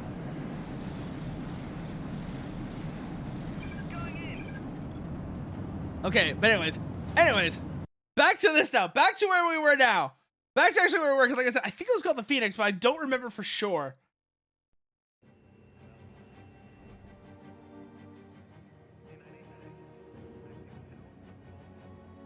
But we'll see when we get there. I want to say the name of it was the Phoenix, though. I want to say that was the name of it, was the Phoenix, but it's been a while. It's been a while. All right, to ensure our continued safety in this And I just, like I said, I remember because it looks weird as hell. Located during the last mission. 2 wings will take part in the attack. Alpha Wing comprised. And then I'm guessing we are top cover for Alpha Wing. Yep. Reduce height. Oh, this is the mission where we actually have to be. Oh, okay. I remember this mission now. I was wondering if I would be able to do something cheeky and fly ahead of them by like going over the terrain features. That would have been actually really funny if I could. Oh, I hit the thing. I hit the hill. Okay, so let's see if I can do this one now without screwing up. Because I do vaguely remember where we're going. But we do have to follow the waypoints or the game gets mad. And I know that's always like one of my pet peeves, is if we try and run ahead of this mission, the game gets mad.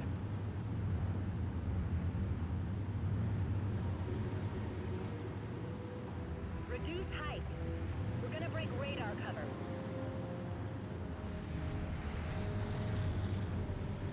Fly lower. We're getting too high. Holy shit. How low do we have to stay? Also, I'm curious actually.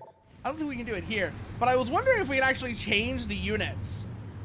Because altitude in meters is not good. Like, I don't care whatever else you say about metric, but decimal increments, Meters for altitude is haram because meters are too big and decimeters are too small. A lot of times I always feel like, you know, what if we just renamed the Imperial system to the Aeronautical system? Remember the hangars, eh? I feel like that would fit to some extent. If you did that. If instead of like the Imperial system, you called it it was called the Aeronautical system. Considering, no, I know. Aviation mixes and matches units all the time. Mixes and matches units. But there's a lot of them where I feel like it would actually kind of fit if you renamed the Imperial system to the Aeronautical system.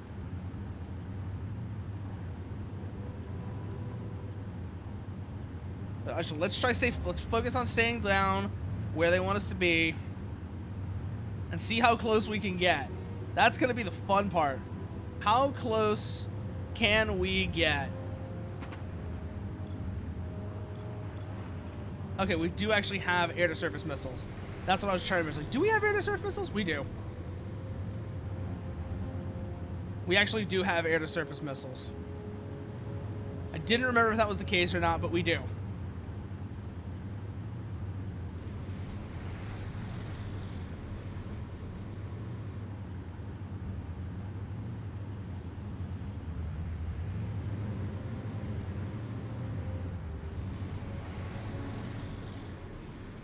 Heads up, Bravo Wing. They know we're here now. You don't have time. Well, yeah, of course they know we're here now. We are in visual range now. How could they not know we're here? One down. Being targeted. Enemy's got a lock. They're trying to get a lock on us. They've locked us. Fox 2, splash one. Enemy locking onto us.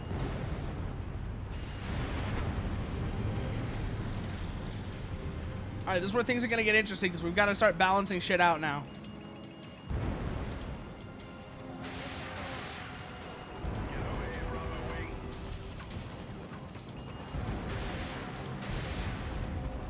Good shot. That should slow them down a bit.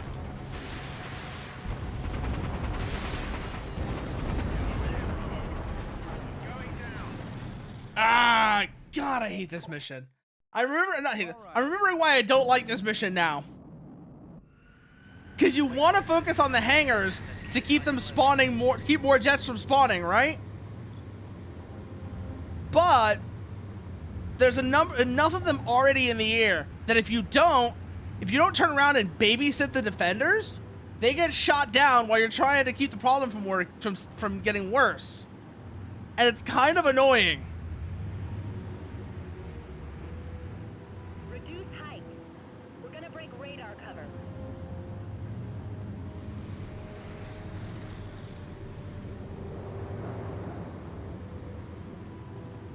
Keep moving, keep moving. Okay, it's a left turn here. Fly lower. We're getting too high. Calm down. You're almost as good as me at close formation work. Yeah, whatever, Eva. Whatever. Lower your altitude. We've got to stay under the radar curtain. Yes, I know. Heads up, Bravo Wing. They know we're here now. Ah, we didn't get as close as I wanted to. Ugh. To ensure our continued safety in this region, we need to take out the cartel's airfield that was located during the last mission. I wonder, though. 2 wings will take part in the attack. Alpha Wing, comprised of Defender-class dropships, will be tasked with attacking the base and ground units. And then... Bravo Wing will be tasked with taking on enemy fighters and ensuring Alpha Wing get the time they need to do their job. The Montez cartel is not equipped with the best radar equipment, and staying low on approach will give us the element of surprise. This is what I'm trying to remember. Before reaching the airfield, they'll have time. This is the thing I was trying to remember. Is... I'm wondering just how close we can get before we get detected. If we can stay low enough, how close can we get? Because we're probably, honestly, we are probably better off starting with the air-to-surface missiles, pop a couple hangars, and then go from there, now that I'm thinking about it.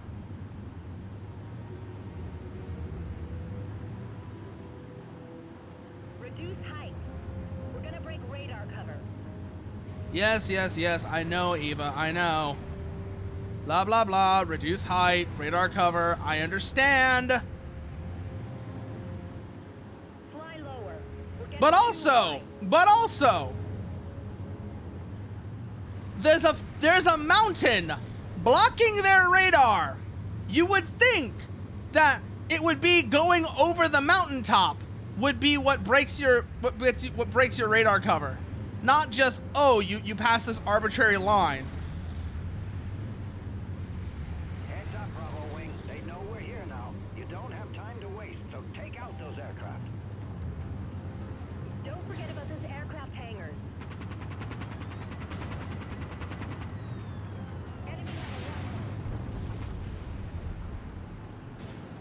Someone's locked on now. We're being targeted. They've got a lock on you.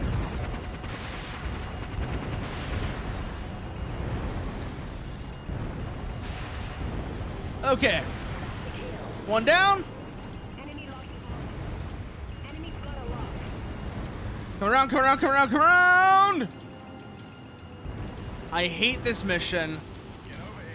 Entirely because, like I said, you have to just babysit the defenders. But at the same time, they're like, destroy the hangars. And it's like, which one do you want me to do? They're trying to get a lock. I'm going down. Bravo Wing, you let a defender go down. Enemy have a lock on. Like, this mission is kind of obnoxious. Is the thing I'm thinking. Is like, this mission is kind of obnoxious. Safety in this region, we need to take But also, out I just realized we're in the middle of an ad break, so hold off on that for a minute. 2 wings will take part in the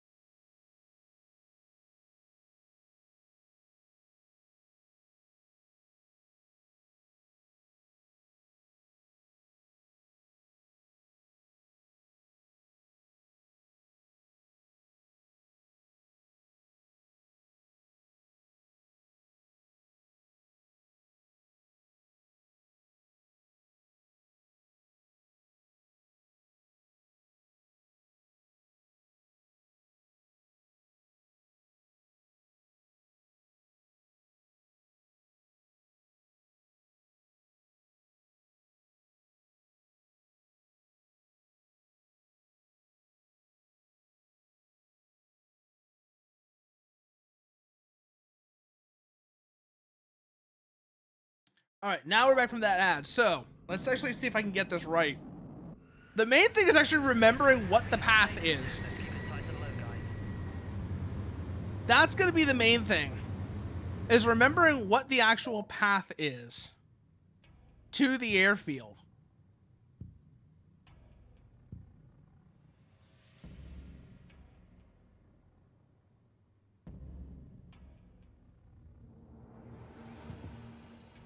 But also see if we can find any alternate paths. Ooh. We might be able to if we take a left here and come around this way. Ooh, we can be cheeky.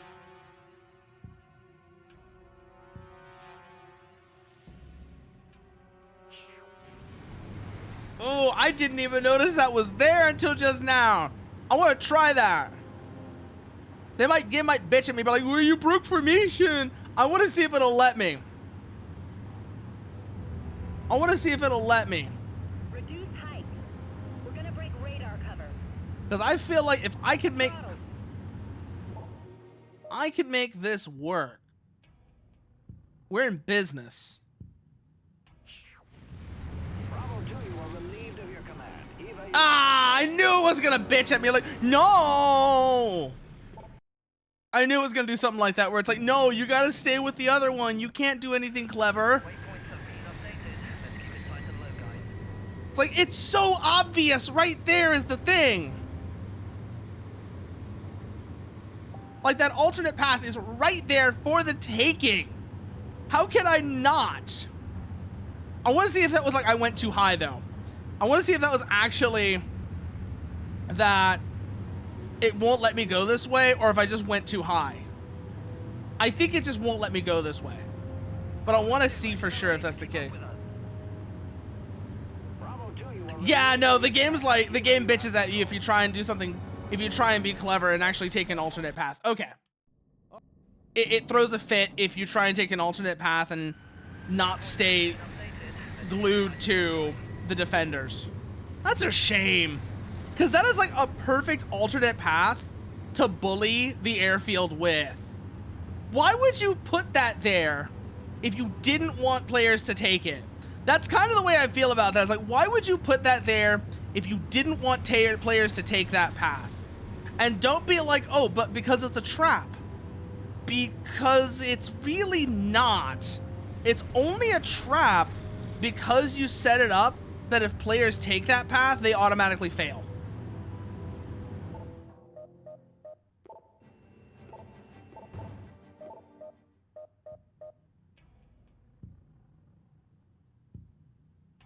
Okay, yeah, we do need to go this way.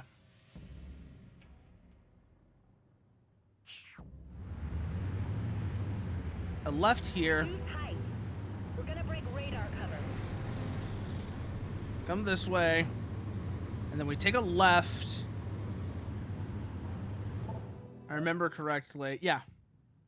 We take a left here, and then that gets us there.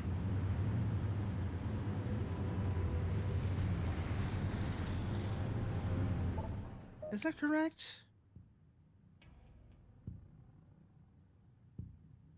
Yeah, it is, but excuse me, be right back.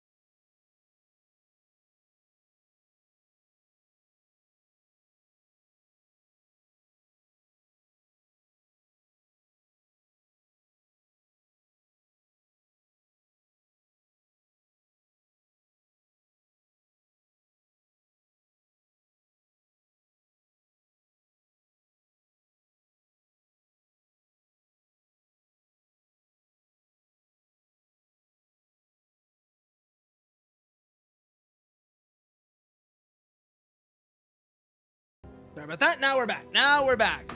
Where were we? So I was just trying to figure out how the fuck did a drug cartel get fighter jets? That's the first thing. The second thing is, I'm kind of mad.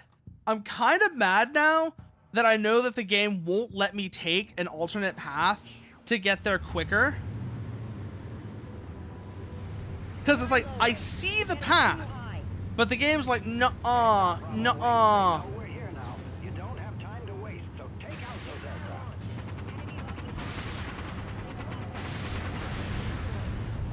Enemy have a lock on. Enemy trying to lock on. Enemy's got a lock. There we go. Move, move, move, move, move, move, move.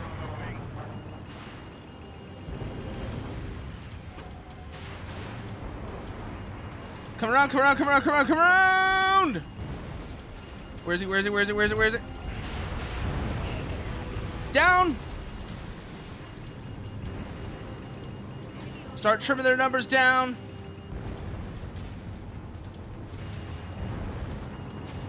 Come around! We're being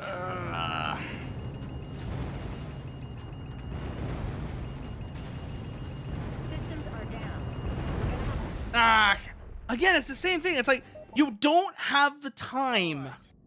Because they spam the fighters so fast, you don't have the time to actually go in and kill the hangars. And that's actually legitimately kind of a pain in the ass.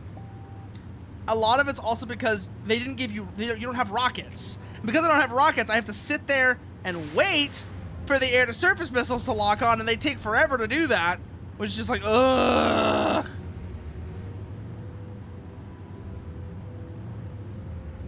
Bravo 2, we need you to keep up. Bravo 2, you are I actually took the route. I accidentally took the left turn. Damn it. Seriously, the fact that this left turn, which would get you to the objective faster, fails the mission, annoys the shit out of me. It's like, you would think that would actually be useful. Have the top cover element get in there, engage from a different angle, and distract the air defenses whilst the dropships come in to actually deploy their... I don't know. I don't know. It confuses me. It annoys me. The fact that that is an automatic failure kind of pisses me off.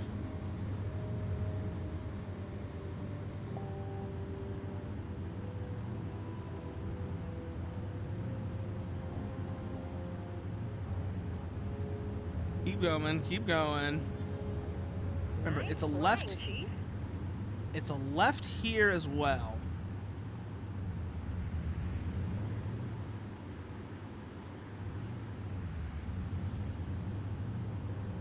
Heads up, Bravo Wing. They know we're here. Okay, we're in now, So take out those aircraft. and we are well ahead of schedule. Don't forget about those aircraft hangars.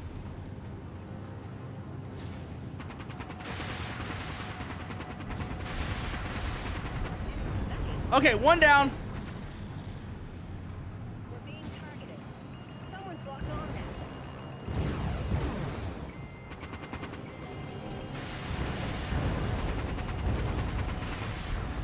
Two hangars taken out. Only one more to go. Oh, that does a lot for us, cutting down their numbers.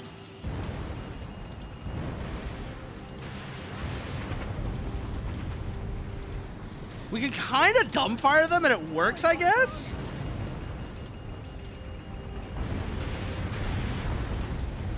But it's so awkward.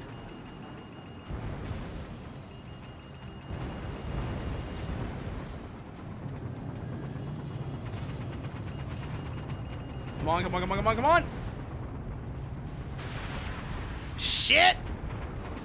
And that's the thing, it's just the super slow lock time of the air-to-surface missiles makes this mission kind of a pain in the ass. Because it's so hard to actually get clear shots on the hangars, which puts you into a situation where like 1,000 jets get up, and then you have to babysit the defenders. I'm getting better at it, though.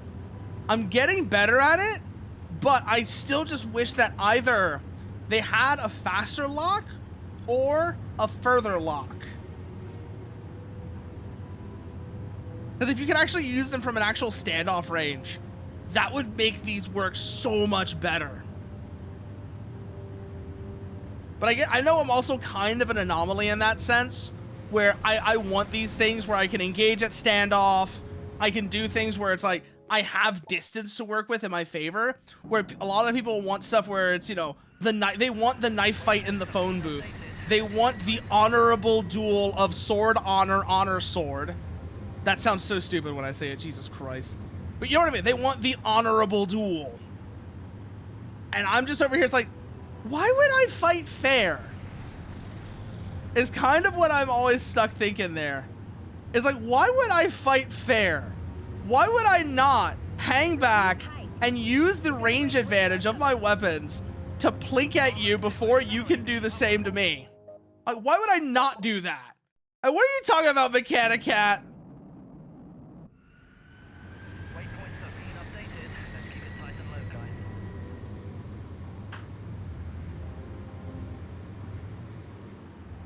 Reduce height. We're gonna break radar cover. How are you doing though, Mechanicat? How are you doing? Hello, yes, hello. What you been up to? Oh, watch it, watch it, watch it, watch it, watch it. Starting to get this course kind of memorized. So I actually like this game a lot. I'm bitching about it, but I do generally like this game a lot. And in a lot of ways, I also happen to know it served as a lot of inspiration for a newer game that I'm also very fond of that I recently got an update. I don't know if you're familiar. I mean, you probably have seen me stream it at least once. You have to have seen me stream it at least once at this point. But Nuclear Option, Mitch, the primary developer, has said that this game is actually a major source of inspiration for him. Let's strike the hangars as well. We're being tracked.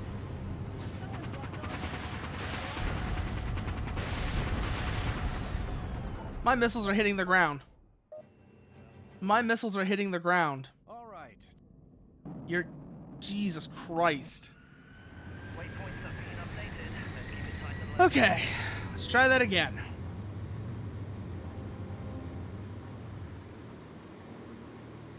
Yeah, I was gonna say, if you've been around since I got that game, you've probably seen me stream it at least a few times. So yeah, that doesn't surprise me, Mechanicat. Also though, on that note, huh, you actually bought it because of me? You say checked it out. Did you actually buy it? Huh. Or did you just look at the Steam page and decide you didn't like, you weren't interested?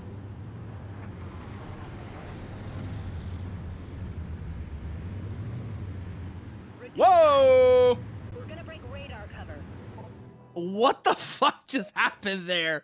What the actual fuck just happened there? Waypoints are being updated. It was like, Tight and low, guys. it yawed me up into the air when I was trying to do a roll to stay down. Oh, a friend has the game and you played on his account? Okay. I mean, I'm not, no pressure, Mechanicat. No pressure to buy it if, like you said, if you don't want, if you can't or you don't wanna. I'm just saying, like, I was just wondering is all.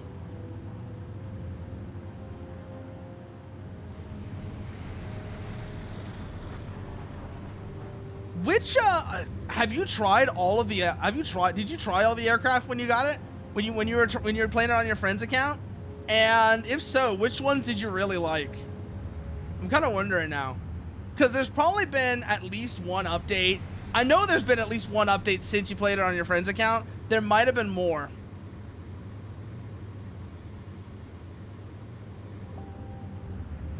Keep up, Robert.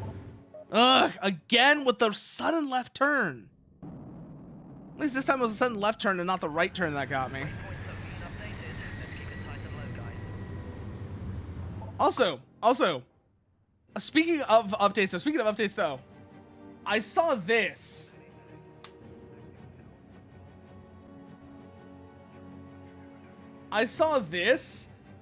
and I need to share this with you now.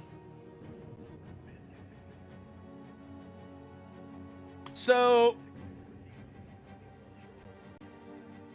okay, so first of all, I need to share two things. First, I need to play the actual theme for the new jet that just came out in the recent update in the last update this week. I'll go at 4 hours, maybe 5. You wouldn't have a feel for it. Okay, that's fair enough. But I want to show you. So this is the theme music for the new jet that just got added this week. Which, two things about this. One, I discovered this theme kinda syncs up with the final dogfight from Top Gun Maverick. I'm totally serious here. I am totally serious here. It's not perfect. It does. It honest to God does. It syncs up with the Su-57 fight. It syncs up with the Su-57 fight from Top Gun Maverick. Let me show you.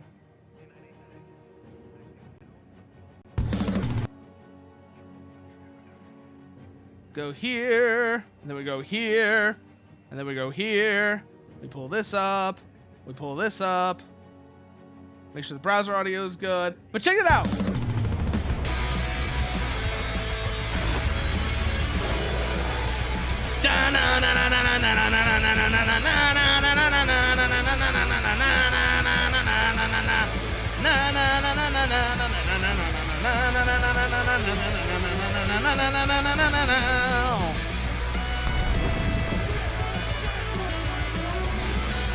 Also, this will show you what the new theme is like. One of the things I love about this game's soundtrack in particular is the fact that I forget if it's Jeremy or Justin, one of the two people behind the soundtrack, plays saxophone, and they use a lot of saxophone in this soundtrack.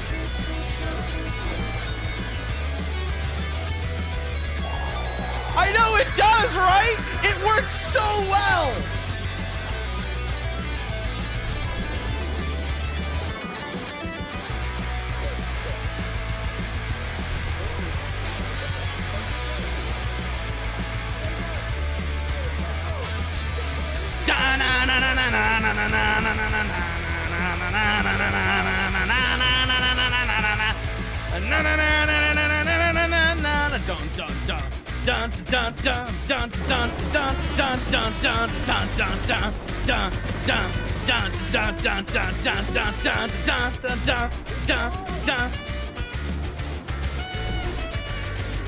Like I said, the saxophone is such a unique identifying thing for this game's soundtrack too. And goodbye, bot! Rip bozo!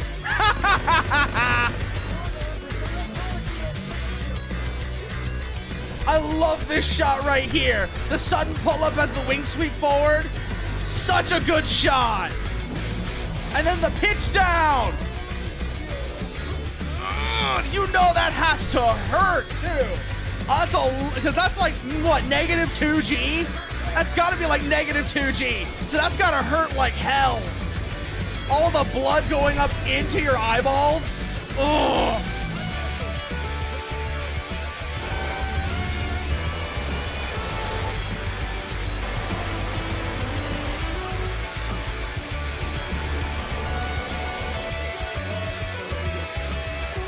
But yeah, it's such a good scene. Top Gun Maverick, I do feel like in a lot of ways Top Gun Maverick is, I mean, it is a bit of a downgrade from the first one, but that's kind of expected because the original Top Gun is kind of an impossible movie to replicate. But they did such a good job that I don't really care. It's a great movie on its own. This could have had no connection to the original Top Gun. If this didn't have the connection to the original Top Gun, you would have heard no complaints from literally anyone. You would have heard no complaints from literally anyone. But now this is the other thing I want to show you. Is somebody made this. Somebody made this. Somebody shitty fluted the Vortex theme.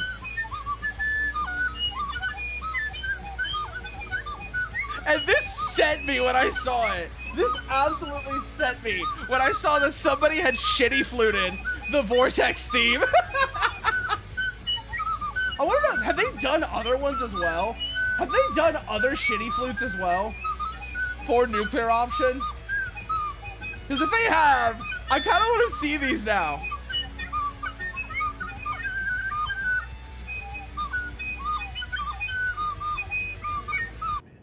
Let's see. Oh, they've done the Revoker as well. They have done the Revoker. This one hurts in particular because I honestly think out of all the jet themes, the Revoker, the Vortex theme gets very close, but the Revoker has the best theme of any aircraft in the game. It really does, though. It really does. You're not wrong.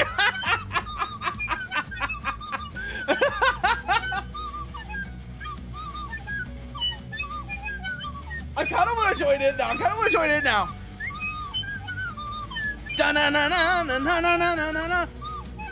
But I gotta wait till the right point to join in. I gotta wait for the saxophone to start coming in. That's where I join in on this.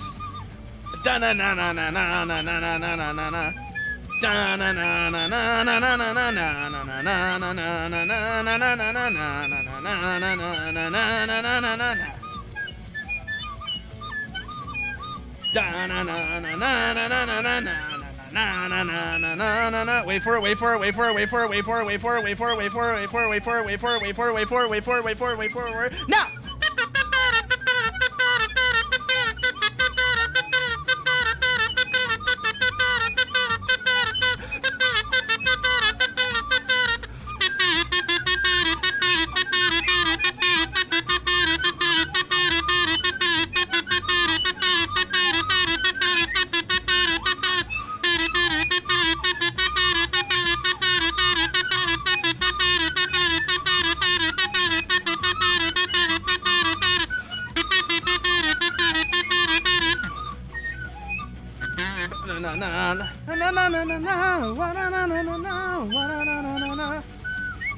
Now we gotta get to, this is the part, in the original Revoker theme, the bit at the end is where it absolutely peaks.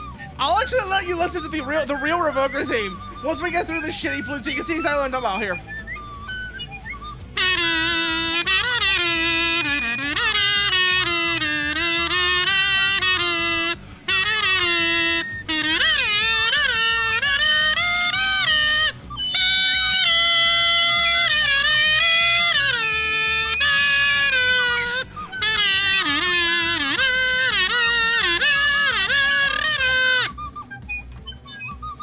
God, I love the Revoker theme. I love the Revoker theme so much.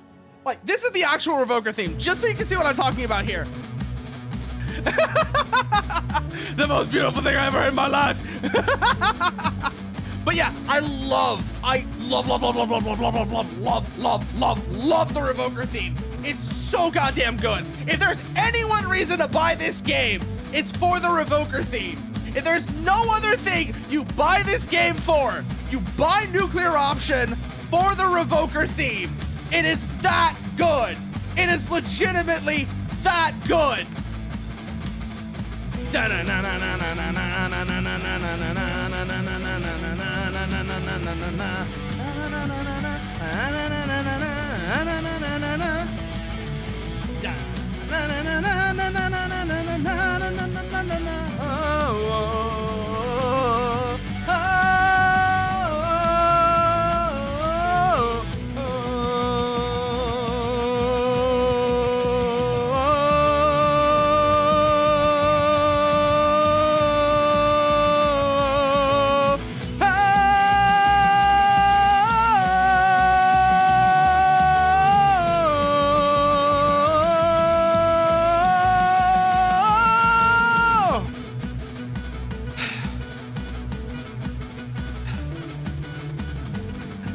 I'm sorry, I had to do that. I love this theme so goddamn much.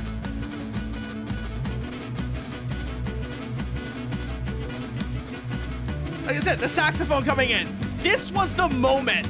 Hearing this song was the moment I knew I made the right decision to buy this game.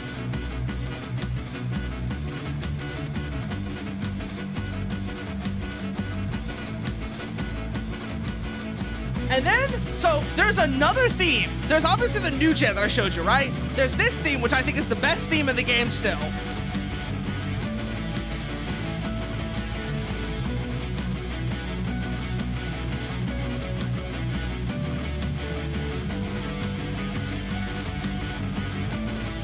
But there's one other theme I want to show you.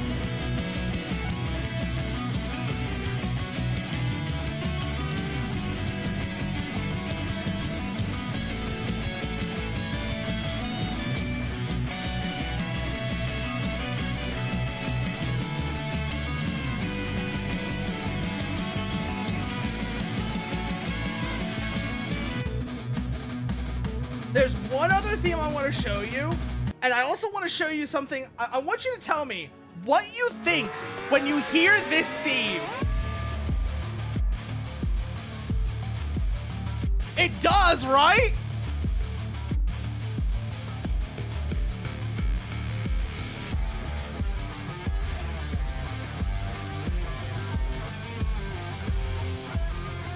This is one of those, this one right here. This theme is one of those songs you kind of just naturally walk with like a heavy shoulder swagger as you're listening to it. I've noticed that. Whenever I have this song playing, this first of all, this would make badass. This is a badass gym song. Let's get that out right now. This is a badass gym song.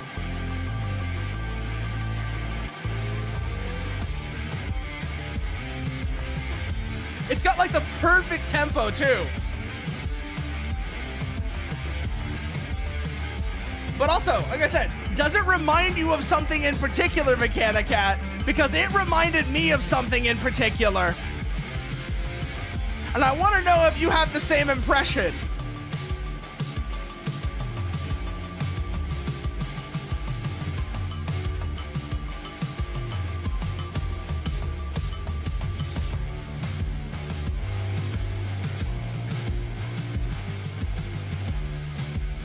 Because this song very much gave me the same tingle as another very familiar song.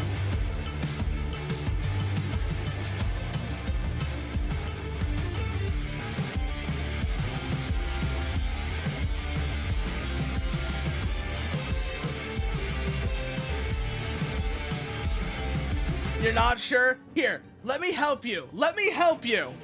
This is what it made me think of. Tell me if you can hear it.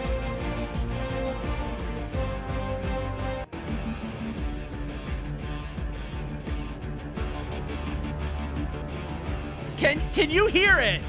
It does, doesn't it? It does, doesn't it? It absolutely does. And I'm really thinking that would be a cool, because so last year for April Fools, Mitch added the Air 29 Genie. You know, the really silly. Okay, sure.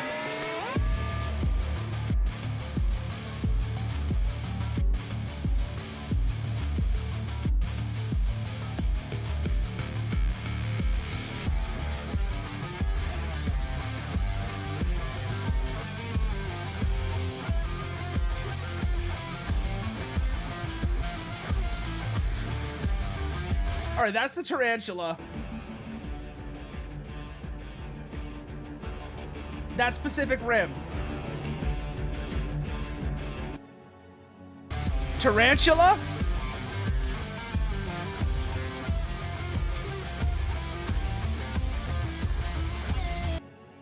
Pacific Rim. Obviously, once the string section comes in, Pacific Rim becomes very different. But right up until the string section comes in, they give me very similar vibes, to the point where I'm imagining 4 of the tarantulas. So let me show you what the tarantula is, and it'll make even more sense. It'll make even more sense once I show you the tarantula. I guarantee it will. This is the tarantula, a quad tilt rotor logistics and logistical transport aircraft.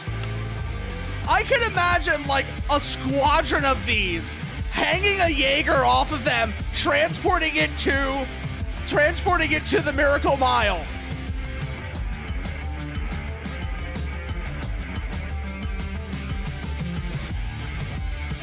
Like, it just fits.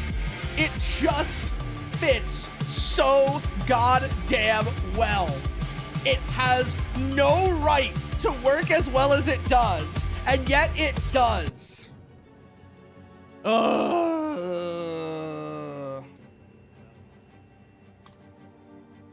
It has no right to work that well, and yet it does. It just does. Absolutely does, and it does not deserve to work that well. All right, let's get back into this.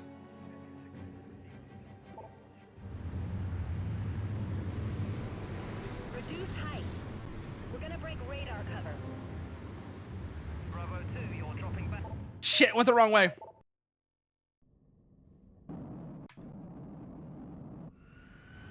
Waypoints have been updated. Let's keep it tight and low, guys.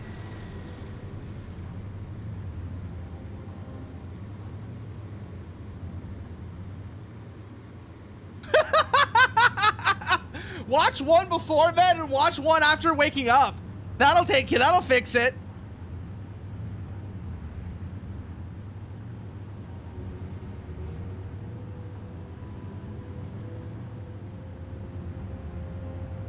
Also, it'll give you a reason to get up in the morning. Think about it that way.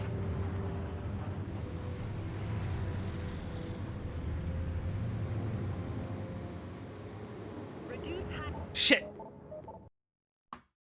All right, to ensure our continued safety in this region, Ugh, come on. Cartel's airfield that was located during the last mission. 2 wings will take part in the attack. All right, let's try that. We gotta get this right. We gotta get this right. I know the course. Don't fuck it up. All we gotta do now is do not fuck it up. Ah, shit. I say do not fuck it up and then immediately fuck it up. All right, to ensure What do you know? safety in this What do you region, know? take I out- say that and then immediately do the thing I said not to do. Waypoints have been updated. Let's keep it tight and low. Ah, I got sweat in my eye. Ugh. Low, guys.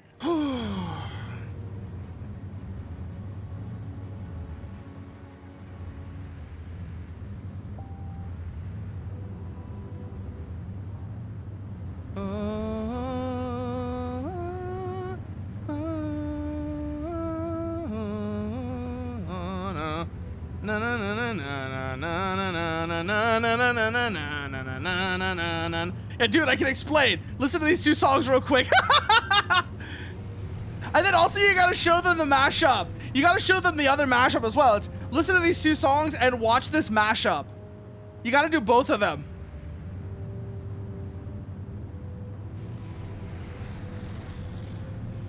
Nice flying, Chief.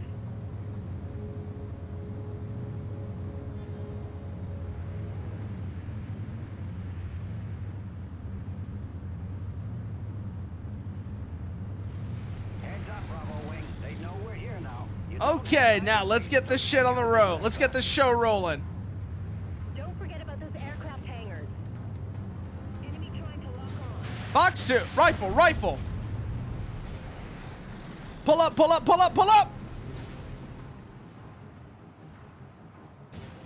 being tackled.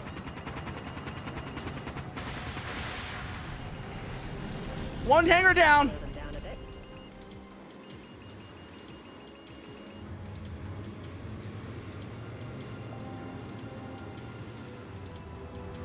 We're being tracked. They've got a lock on us. I need some air support now. Understood, Defender Wing. Understood, Alpha Wing. Box 2. We're being tracked. They're trying to get a lock on us. Good hit. Get over here, Bravo Wing. Trying to get a lock on us. Enemy trying to lock on. Enemy trying. Going down. Ah, every time. Go down. Every time. All I'm trying to do it without losing any of the defenders. That's the thing that's killing me, right? Waypoints have been updated. Let's keep it tight and low,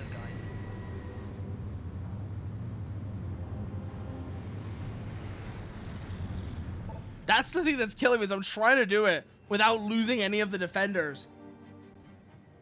And that's legitimately kind of a pain in the ass to do.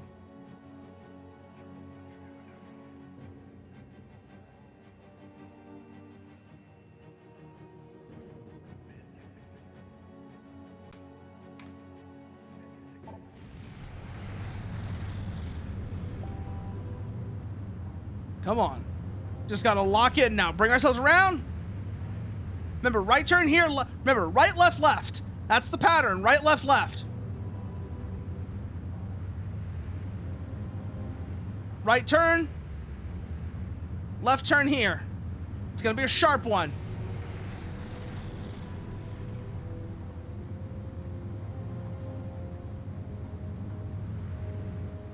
Reduce height. We're gonna break radar cover. The other thing this song reminds me of is the soundtrack that Meteor made for the DCS F-14 module. Particularly, the Vortex theme reminds me of... Let's strike the hangars as well. We're being targeted.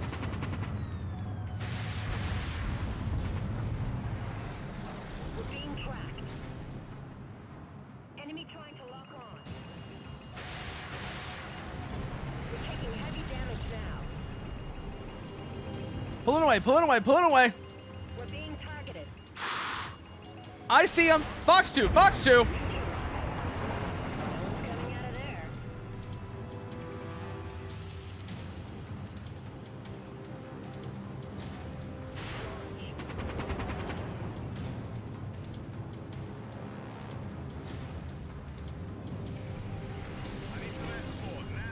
Understood. Enemy locking onto us. Someone's locked on them. Fox 2, Fox 2. Enemy locking onto us. Someone's locked on them. Shit. Shot trash, shot trash.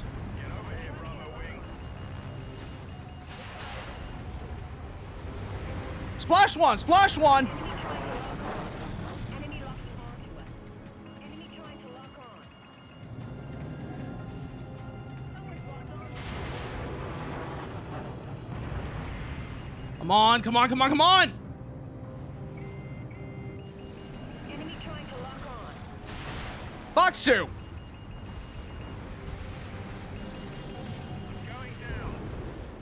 Ugh, every time. Every time. And it's entirely because, like I said, it's so hard to knock out the hangars. Waypoints have been updated. Let's keep it Because you have to stand around and babysit the defenders.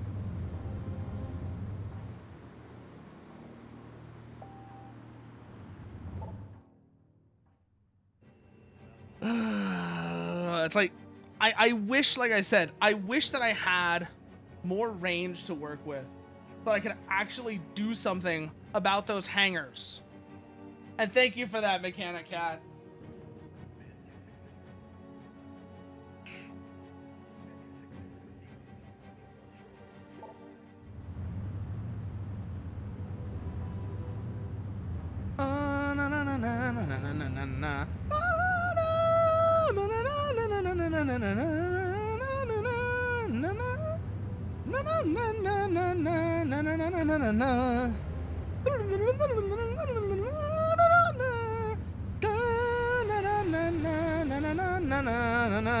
I would also just like to remind everyone here, who doesn't know that the last minute or so of Danger Zone has a part where somebody just goes absolutely ham on the saxophone.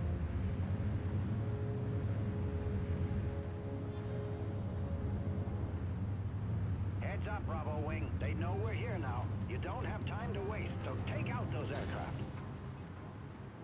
Let's strike the hangars as well. They're trying to get a lock on. Enemy have a lock on.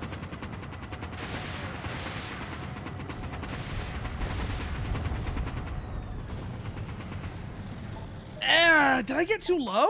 I did. I know that's what it is. I got too low, and my missiles hit the ground. Waypoints have been updated. Let's keep it tight and low, guys. Actually, no. You know what I'm gonna do? I need to put something else on here. I need to put something on for this. Not that. Where is it? God. I'm sorry. The Nuclear Option soundtrack. I'm trying to save more of it for Saturday because there's a bunch of new tracks that came out with the update. And so that's why I'm playing it where y'all can't hear it. But the update came with like 4 absolute banger tracks on it. Absolute banger tracks on it.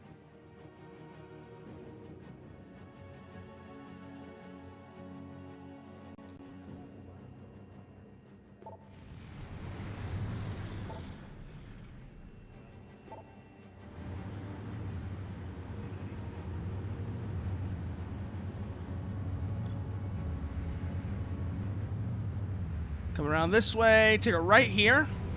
Because remember, it's right, left, left.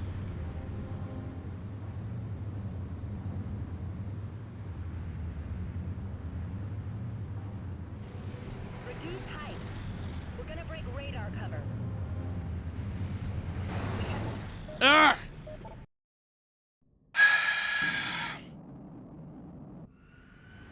Waypoints have been updated. Let's keep it tight and low, guys.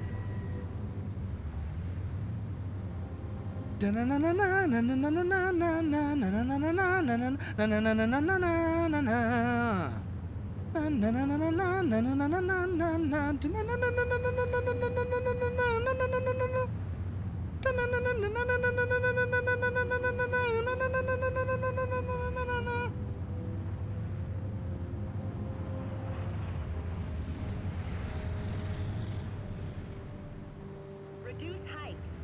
We're gonna break radar cover. Coming around, coming around, coming around. Fly lower. We're getting too high.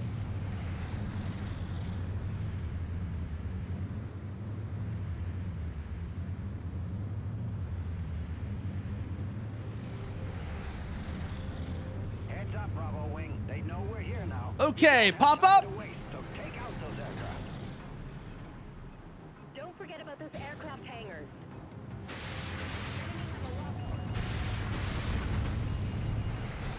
2 hits. Come around. They've locked us. That should slow them. Okay, 1 hanger down. Enemy have a lock on. Fox 2, Fox 2. Someone's locking onto us. I need some air support now. Bullseye. We're being targeted.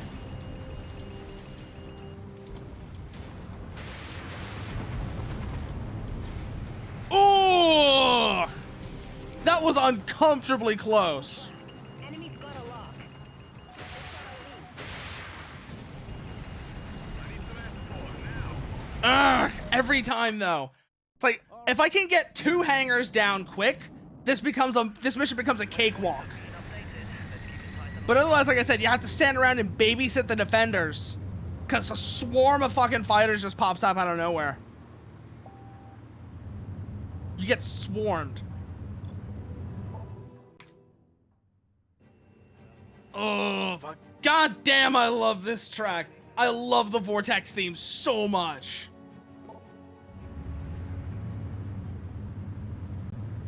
But this other track, I'm not gonna let y'all listen to this one until Saturday. This other track is even better for like the kind of low altitude penetration flying I have to do right now.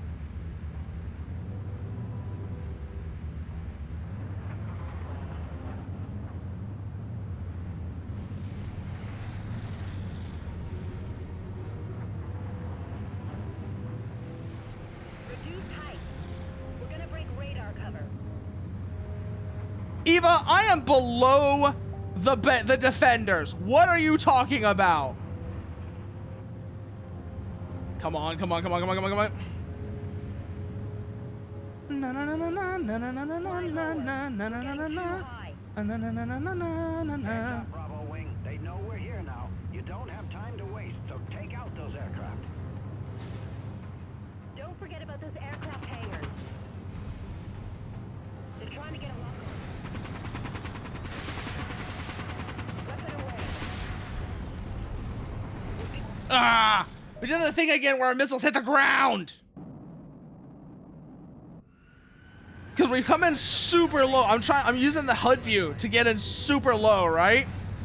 But what ends up happening is I forget how low I am when I actually do my pop-up to attack the hangars. And half my missiles end up hitting the ground.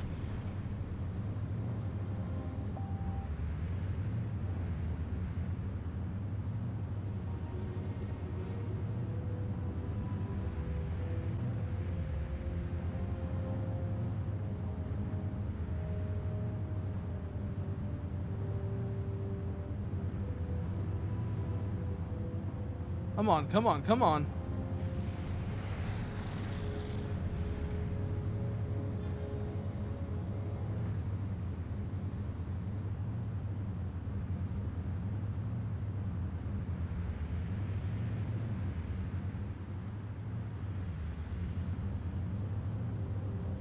Heads up, Bravo Wing. They know we're here now. You don't have time to waste, so take out Pop those up. aircraft. Let's strike the hangars as well. They're trying to get a lock on.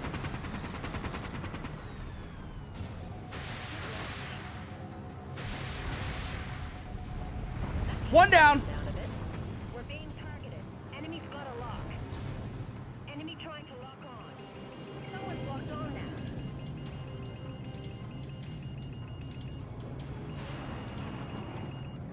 Ah, I accidentally went into hover there. Did not want to go into hover there. Ugh. I was trying to do a hard maneuver. I accidentally went into hover. Shit. Waypoints are being updated. Let's keep it tight and low, guys. Come on, we can do this. We can do this. We can do this.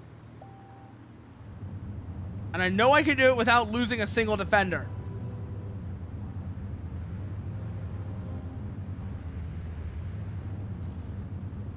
I've done it before. I can do it again.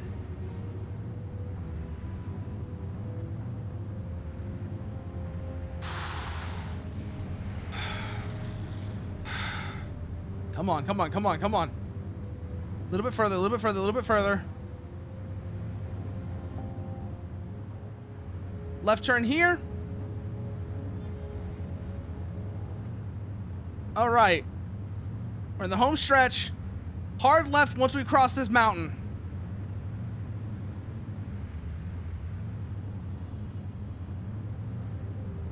Heads up, Bravo Wing. They know we're here now. You don't have time to waste, so take out those aircraft. Don't forget about those aircraft hangars.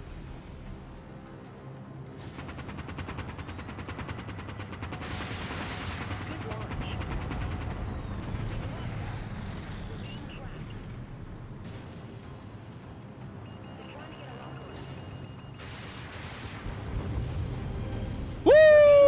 I did not think I was gonna make that loop. I did not think I was gonna make that loop. Go, go, go, go, go, go, go. Get over here, Bravo Wing. That should slow them down a bit. One hanger down. Splash one, splash one. Enemy's got a lock. We're being tracked.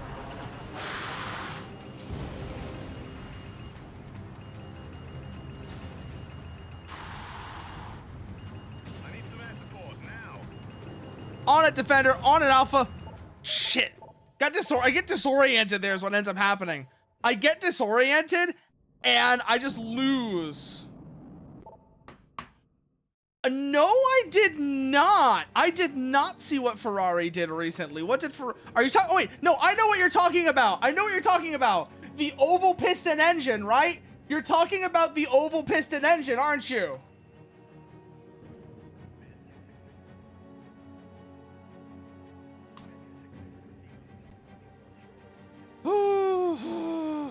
I saw that. I did see that. I saw that. And you know what my first thought is when I saw that? Is honestly, my first thought when I saw that is, Honda did it first, bitch. That's my entire thought when I see that thing, is Honda did it first. I don't know if they did the connecting rods, because I think their engine was a V type. Okay, I thought their engine might have been an inline. But that's my, oh, they don't have the connecting rods.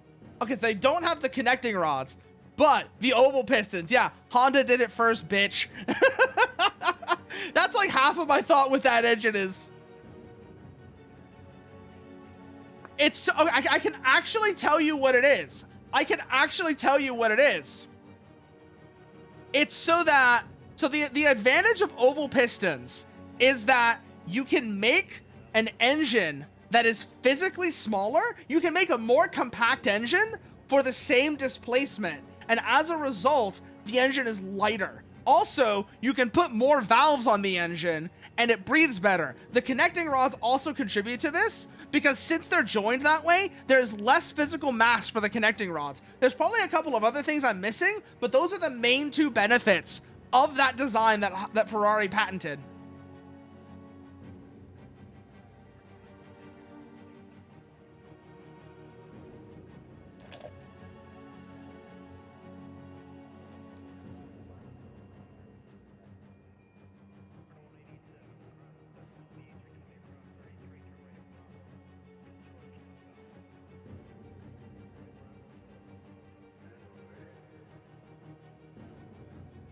You know what would be really, really, really...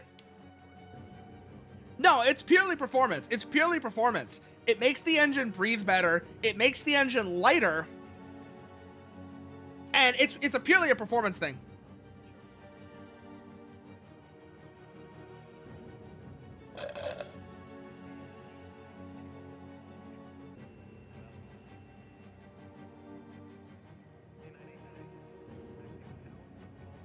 Now, here is what I think would be really cool, but they don't really have a reason to do.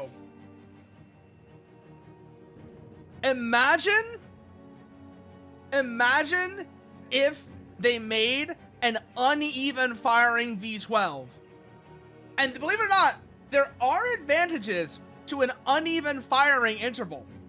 It's the same reason why there's a reason why Yamaha, for example, uses an uneven firing interval in the R1 nowadays. There's legitimate logic here. It's because of how the engine puts the power down. Because of the engine puts the power down.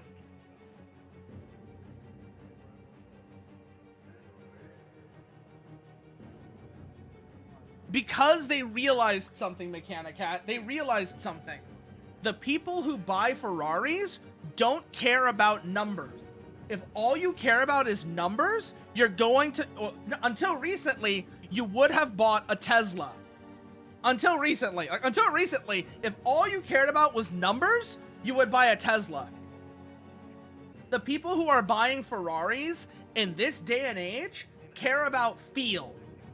And all of that boost and the electric motors, they make the car feel a certain way that people don't like. That's why.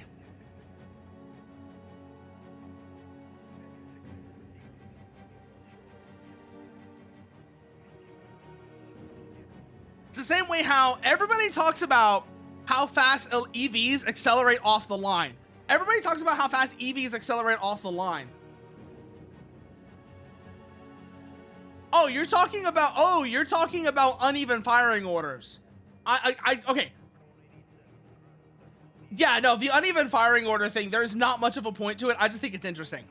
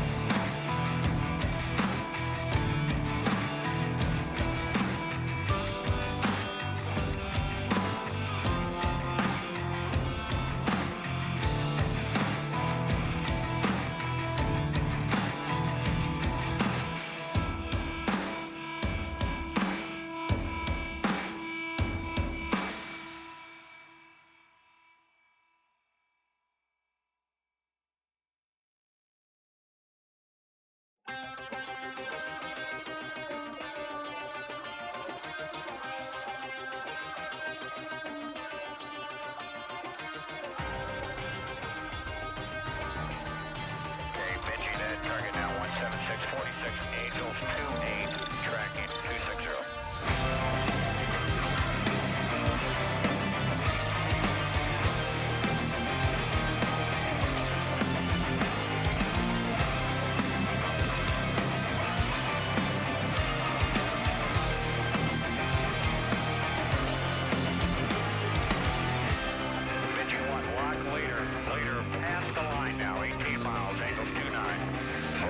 South of the line. Status trailer. Okay, I show them well south of the line, 14 miles.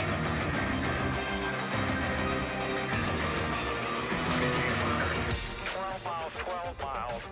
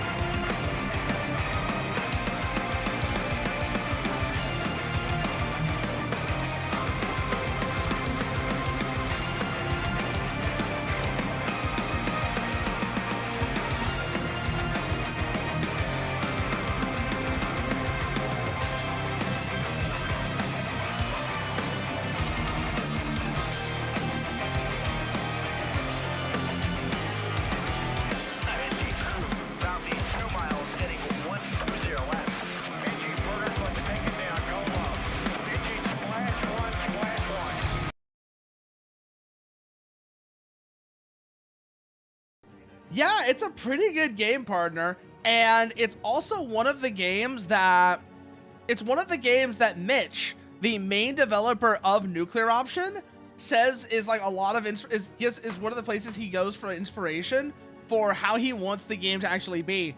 Particularly, he mentioned that he was thinking of Dropship when he designed the VL-49 Tarantula, the quad tilt rotor transport aircraft. Not necessarily for like the actual design of it, but for the concept of it. You know, basically, you know, a dropship.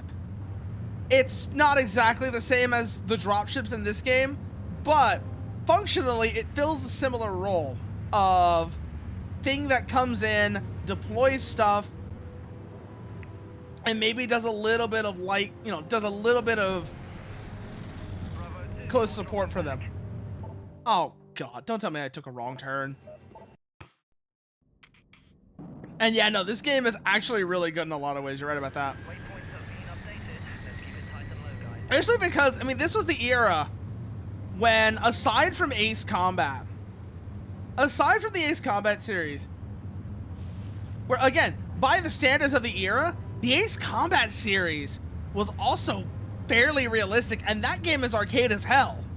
These combat games are super arcadey. It's just that pretty, like, almost everything else that was a flight game in this era was even more arcadey than the Ace Combat series.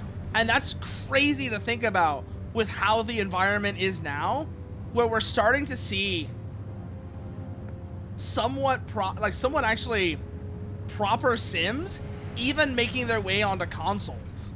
Nice flying, Chief.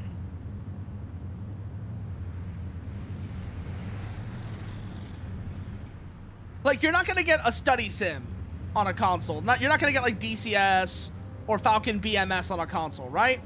Heads up, Bravo Wing. But Here now. You don't have time to I waste. don't think Nuclear Option is, but something along that level of realism. Don't forget about those aircraft hangars. Enemy trying to lock on. They've got a lock on. Enemy have a lock on. Enemy trying to lock on. Fox 2, Fox 2. Good shot. Bullseye.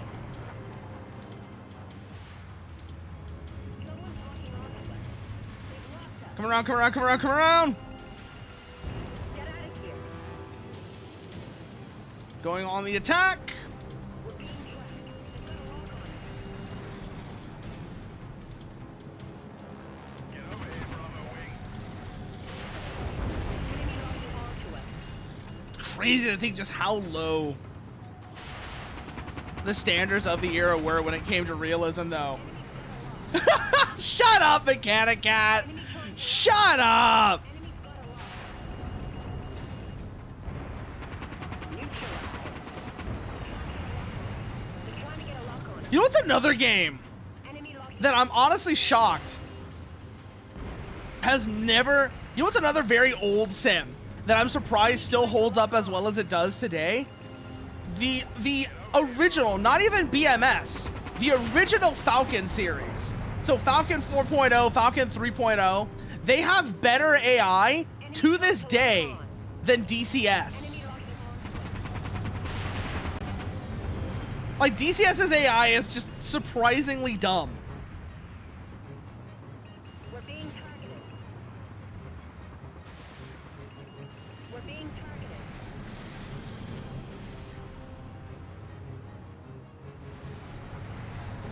They're trying to Come on, get come on, come on, come on, come on, come on, come on.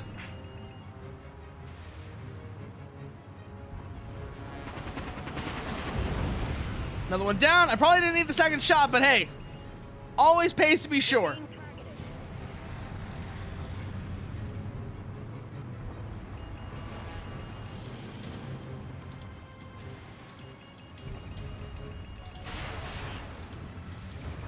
Good hit. Enemy locking onto us. Target down. Neutralized. Enemy trying to lock on. They're trying to get a lock on. One hanger down. Trying to get a lock on us. Enemy trying to lock on. Someone's The game seems to get real, like, the game does really get mad, though, if you try and do anything other than babysit the defenders, I've noticed. It really does not like when I go around to try and actually deal with the hangers or whatever. It really, really doesn't like when I do that, I've noticed. Waypoints have been updated. Let's keep it nice and low, guys. Because like I said, I'm trying to do it without losing a defender. But the game gets really mad if you don't babysit the defenders constantly. But at the same time, if you don't go and actually deal with the hangers, you end up getting swarmed so hard that it's basically impossible to babysit the defenders.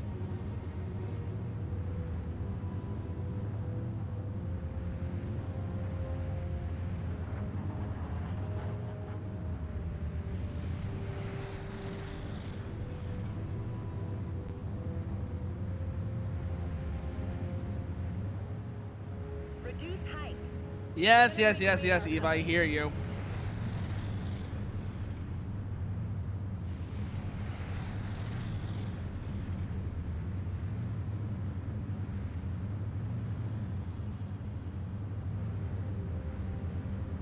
Heads up, Bravo Wing. They know we're here now. You don't have time to waste, so take out those aircraft. Remember the hangars, Abe. Enemy locking on. We're being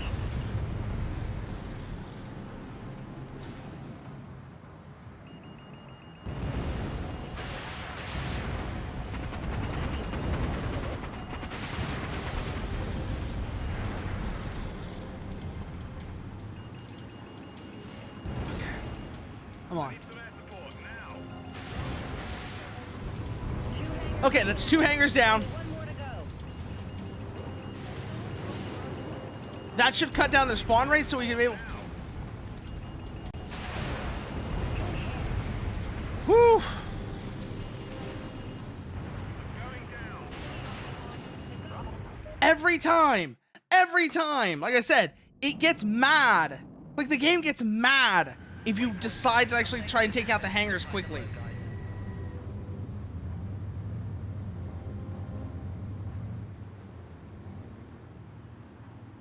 And I don't know what the deal with that is.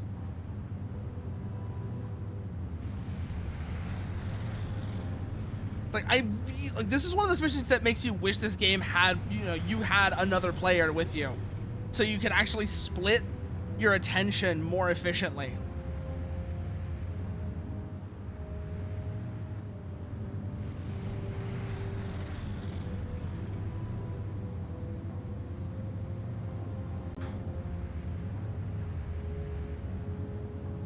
Come on through, come on through, come on through. Okay, good, good, good, good, good.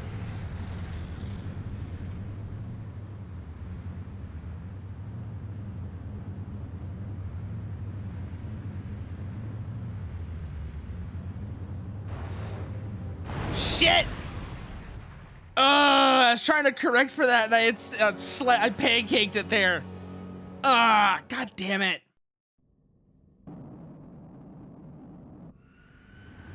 Waypoints have been updated. Let's keep it tight and low, guys.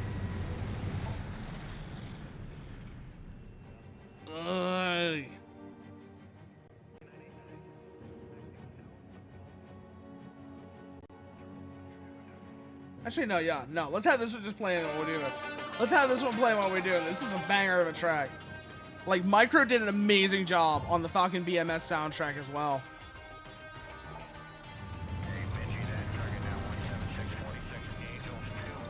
It's like, I wish these had a longer lock-on range, I think is the main thing. Or at the very least, that they were a bit easier to dumbfire, so that I could just ripple them off.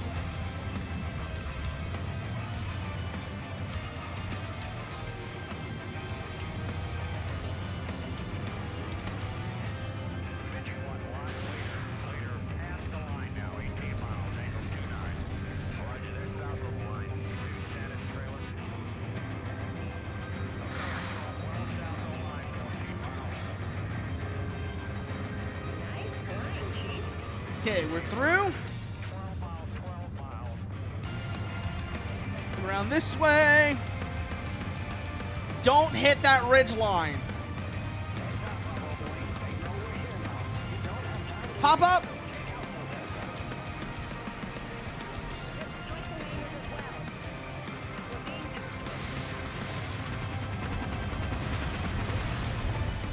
A bit low. It's like, I've got to get that shot perfect. That's the thing. I basically have to get that shot perfect.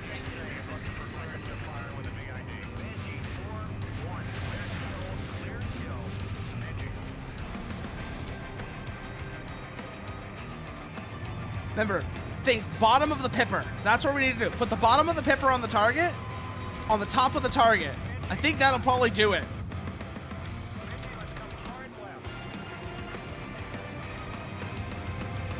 Bottom of the pipper on the top of the target should probably do it. We'll see if that's the case or not, but I think that might actually be just the angle we need.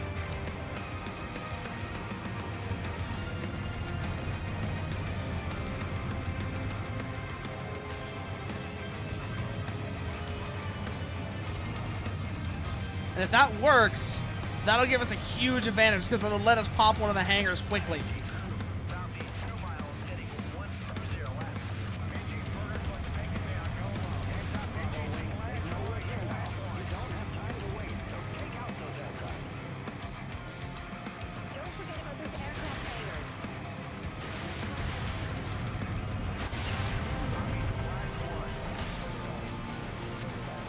Oh, they also just prematurely go off. Okay.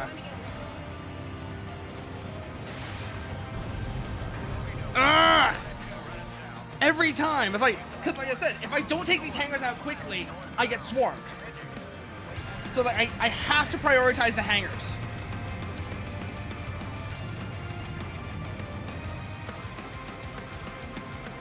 But it's such a pain in the ass to do that with the range on this missile being as bad as it is.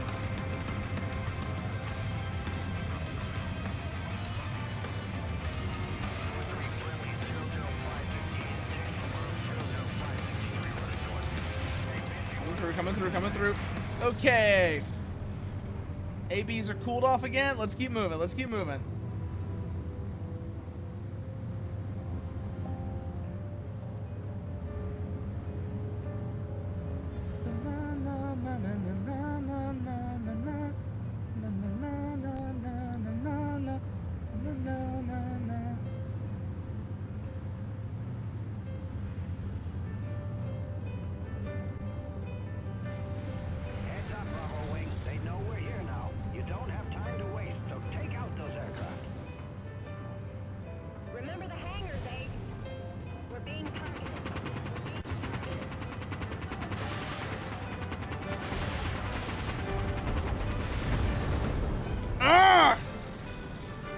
Got to come back around, hit it one more time.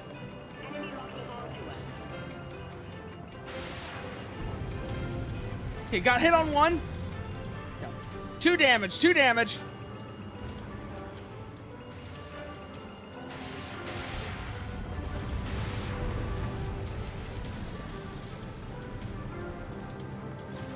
They're trying to get a lock on. They've locked us.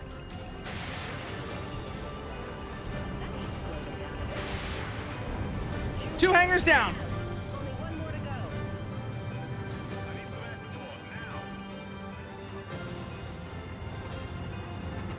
Arrgh! Every time. Every time. It's just how fast you have to deal with those hangers to prevent the swarming.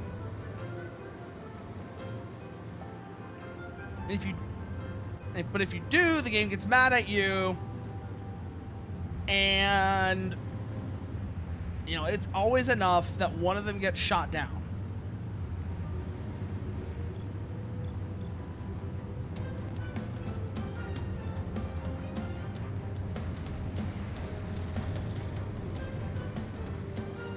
Reduce height. We're gonna break radar cover. Fly lower. We're getting too high.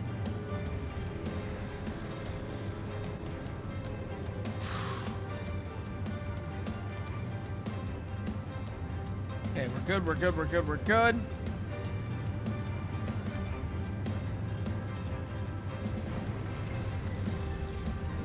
Heads up, Bravo Wing. They know we're here now. You don't have time to waste, so take out those aircraft. Let's strike the hangars as well. Enemy trying to block us. They've got a lock.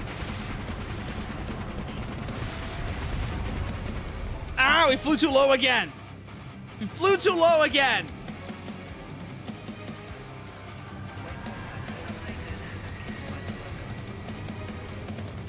Like, as soon as I see them start hitting the ground, I know, like, oh fuck, we did this wrong. And like, sure, some of it is me trying to brute force getting the hangers, but it's also like, why wouldn't I?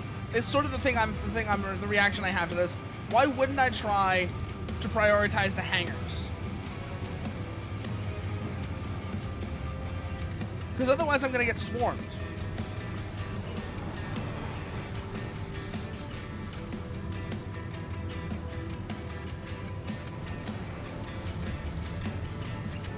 Okay. We're making good progress now.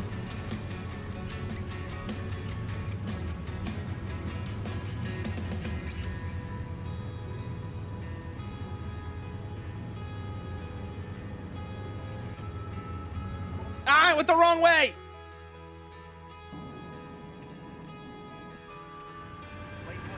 I went the wrong way again, damn it! Come on. I know this route. I know this route. I shouldn't be doing these kinds of basic mistakes.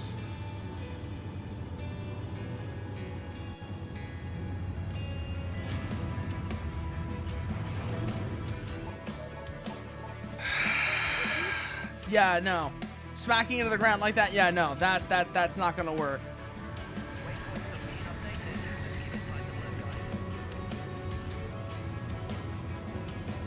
Just come on.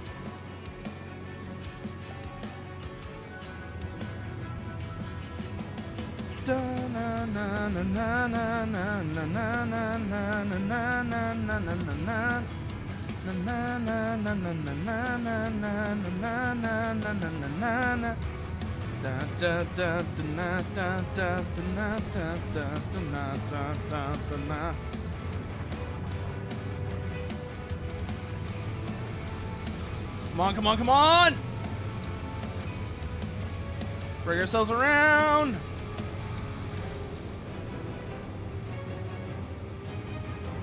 Dun dun dun dun. Dun dun dun dun.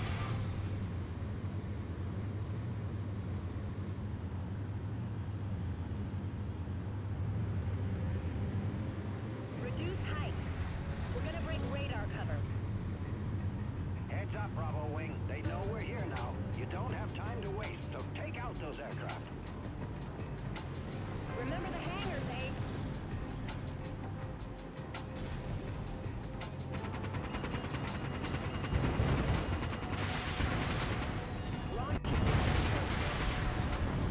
One down.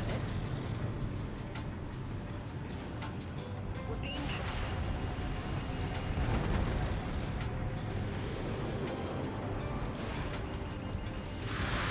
Enemy have a lock on. Round.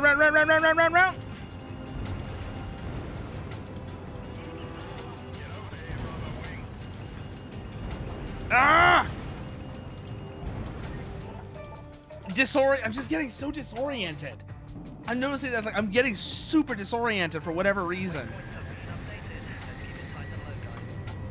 I don't know why I'm getting so disoriented, but I am. And that's also getting me screwed up.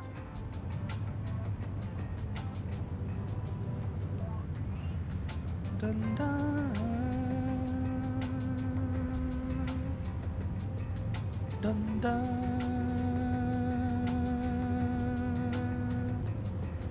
Dun, dun.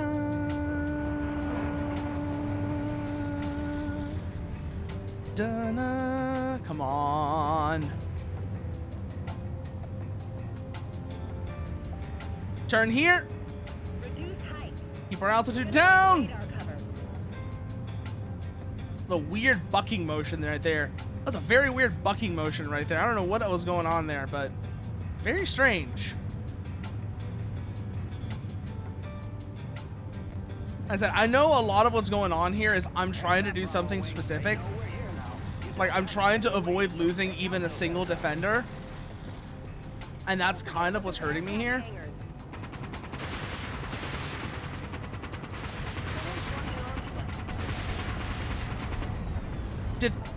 Did all of those miss? Okay, at that point, they're just missing on purpose.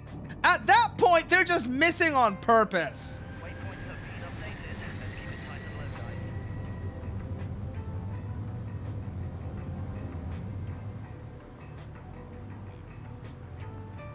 guys. Come on, let's get into it. Calm down. Getting mad's only gonna make things worse.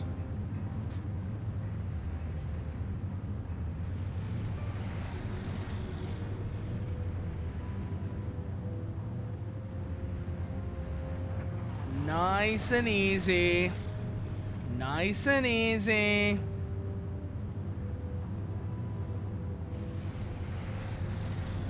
Up through this way. Okay, we're on a good course. We're on a good course. Push through.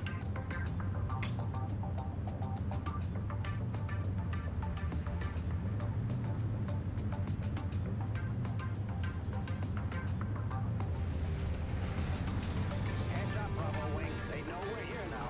You don't have to Yep. wait. Take out those aircraft. Don't forget about those aircraft hangars.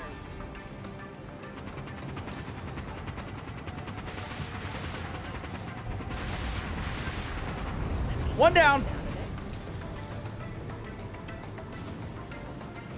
We're being targeted.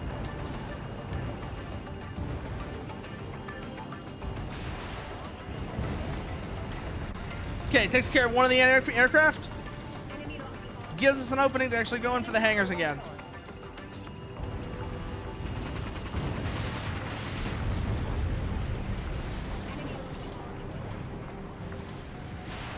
Fox 2, Fox 2. Enemy have a lock on.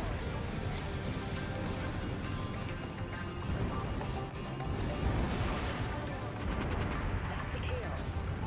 Woo!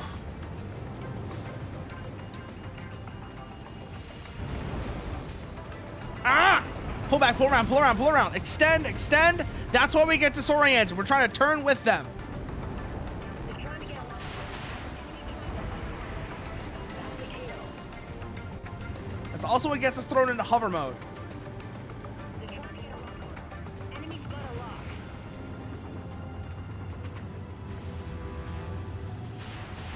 They're trying to get Come around, come around, come around, come around, come around.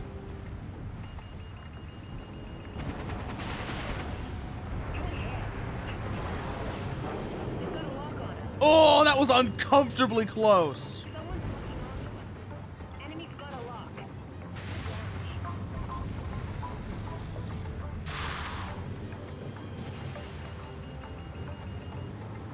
on, come on, come on.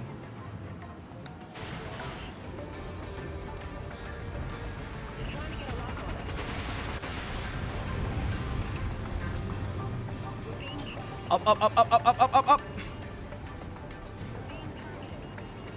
Around, come around.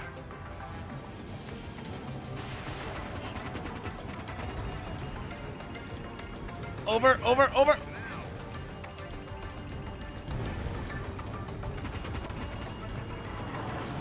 Ugh!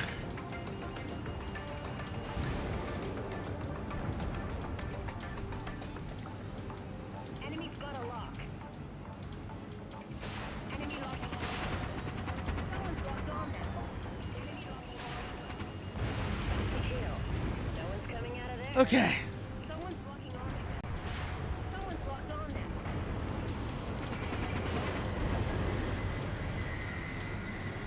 All right, we're doing okay. We're doing okay.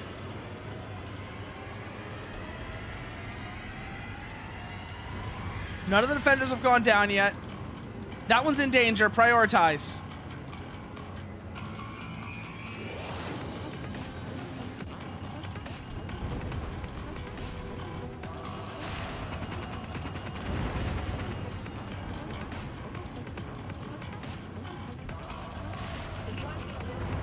Got him.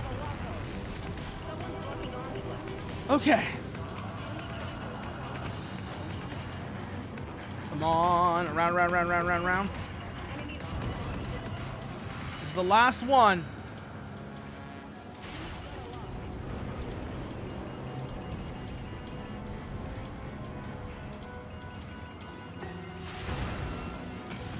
Come on. Not yet, not yet, not yet. Stay on him, stay on him, stay on him. Kill that motherfucker!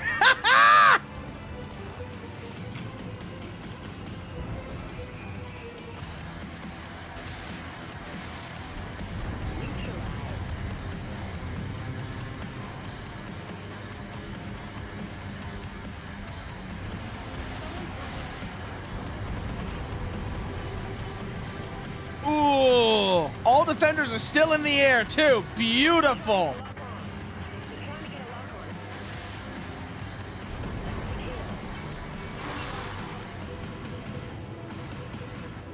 Come back, come back, come back, come back. Shit, bad shot, bad shot. We're being targeted. Enemy trying to lock on. We're being tracked. Whew. Right, right, right, right, right, right, right, right, right.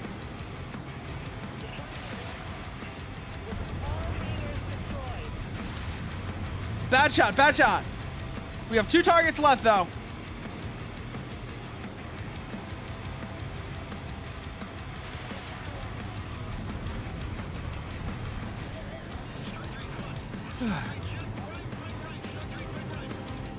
That video needs to be, it really does. It really does. That one, yeah, IFF DB3, also the one you're hitting in the background right now. Stroke 3 defending, where the F-16 pilot dodges 6 separate SAM launches like an absolute madman. Stroke 3, break right to right, stroke 3 defending, stroke 3 defending.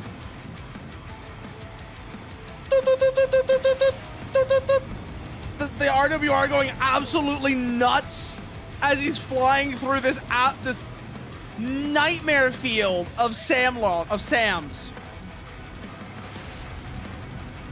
Whew, that's the last one.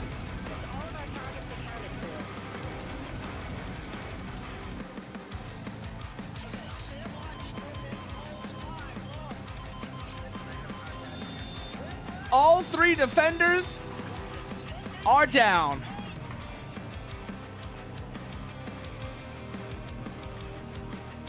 Idiots learn DCS. Oh, I don't know what that one is. I don't know what that one is, but also I have a bit of beef with some DCS YouTubers. And I know some people might say, oh, this is their fan base's fault. Some people might say this is their fan base's fault. But specifically, the reason I have a bit of beef with certain DCS YouTubers is they don't really do a good job of separating, of clarifying that DCS is not real life. And so just because something happens in DCS doesn't mean it would happen that way in the real world. He looked straight through me.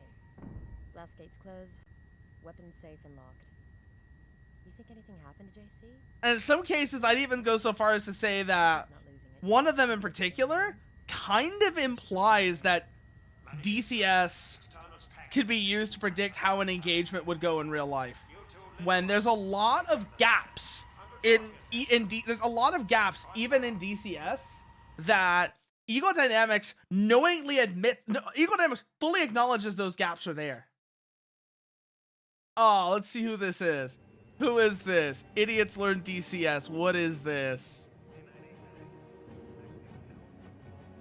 Oh, this already looks magical. This already looks magical. Dun dun dun dun dun dun. Dun dun dun dun dun dun. Oh, it's the Hornet module too. It's the Hornet module too. Oh, this is like one of the best modules for DCS, by the way. The Hornet is actually, if I remember correctly, one of the better modules for DCS. Who actually made the Hornet? Was it Ego Dynamics themselves?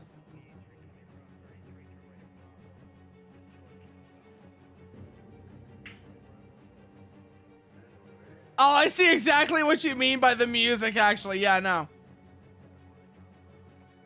It does do some kind of weird things.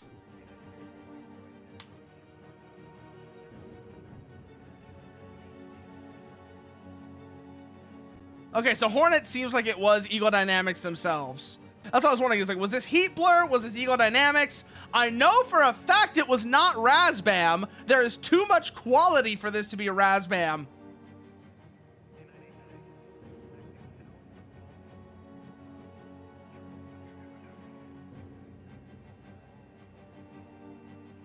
Okay, the T-posing bit, that's a good bit.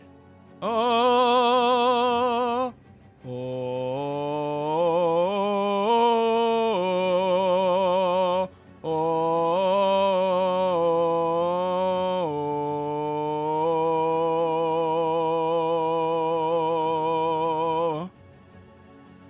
That is admittedly a great bit.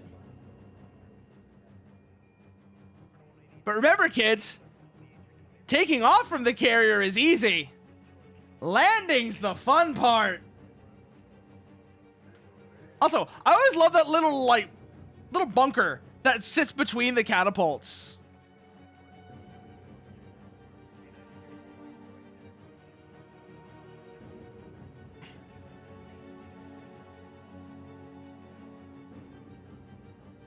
I love that little, I don't know how to describe it. It's like a little nub of glass that sits between the catapults for watching the actual process.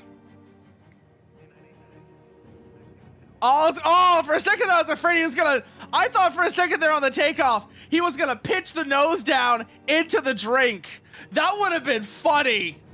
That would have been funny if he had done that.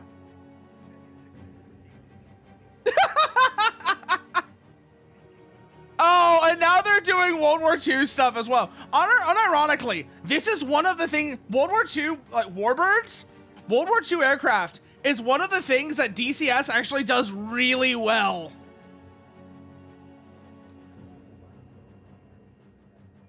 Because even though every sim so when it comes to things like radar, electronic warfare, and missile seekers, every sim is approximating them. Let's get that out of the way right now. Every sim is approximating them.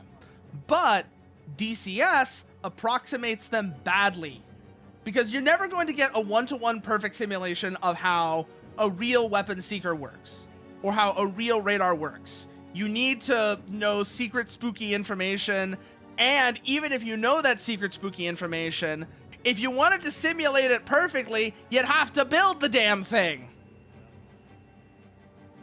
But, so let's get that right now. every sim is approximating things. But when it comes to radar, sensors, and seekers, radar, and sensors, seekers, and electronic warfare, DCS kind of approximates them poorly.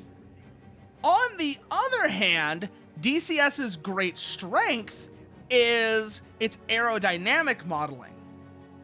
It gets certain particulars of aircraft, like the F-16, it gets that one wrong, but that's just the numbers, that's the values. That's not the actual behavior of the aircraft. That's not the actual aerodynamic behavior of the aircraft. It's the numbers are not quite right. Particularly its turn rate and its turn rate and its roll rate are both too low.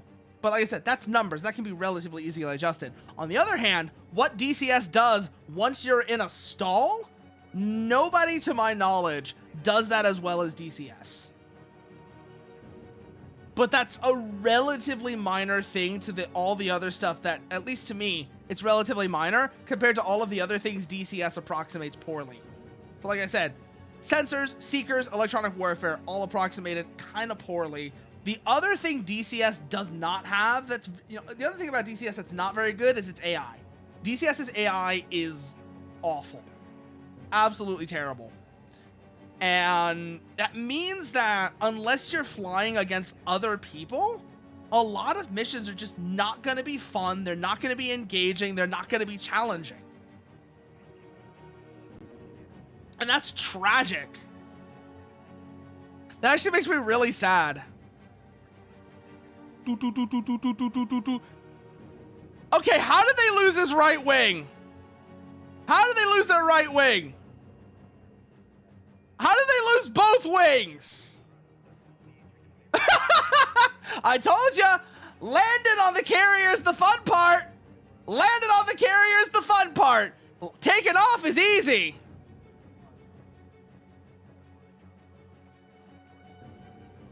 You have no fuel. Bye. This video is absolutely magical. I swear to God, Mechanicat. Thank you for introducing this to me. Oh, this is amazing.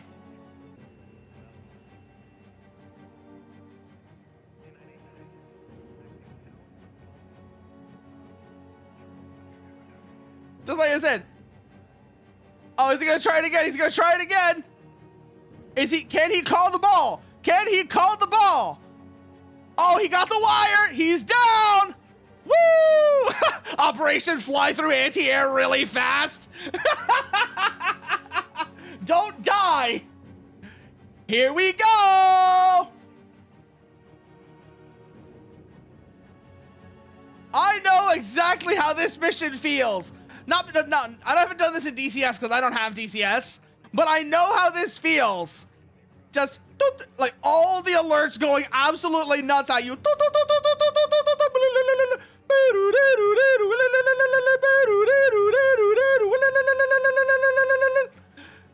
It's terrifying. It's absolutely terrifying.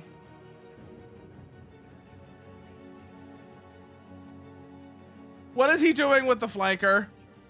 Oh, he actually got a kill. Huh. Neat.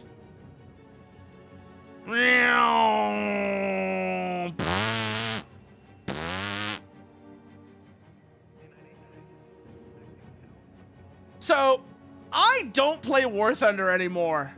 But back when I used to play War Thunder, I did actually, in like the last few months when I was playing War Thunder before I quit, because fuck off. Like War Thunder is a bullshit game. Don't play War Thunder. It is not a good time. But one thing I did learn, one of the few ways you could still extract fun from War Thunder despite all of its resistance, I bet this still works, is go into high tier ground forces with your normal lineup, but with one change. Swap out one of the vehicles in your lineup for a low tier airplane. And then what you do is you get a few kills, and then you go and use that low tier airplane to bully the shit out of helicopters. That is one of the few ways to extract fun that I still remember being around in War Thunder before I stopped playing it. Oh, he's got the Blue Angels Hornet. He's got the... I've seen the Thunderbirds. So I've seen the Thunderbirds, right? I still need to see the Blue Angels one of these days. I've seen the Thunderbirds and they're pretty good. But I need to see the Blue Angels one of these days. Oh, I need to see the Blue Angels one of these days.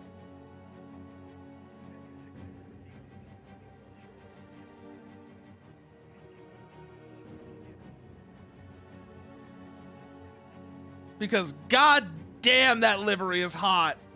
The deep blue with the yellow wingtips and the yellow text on it, it's so good. It's such a good livery.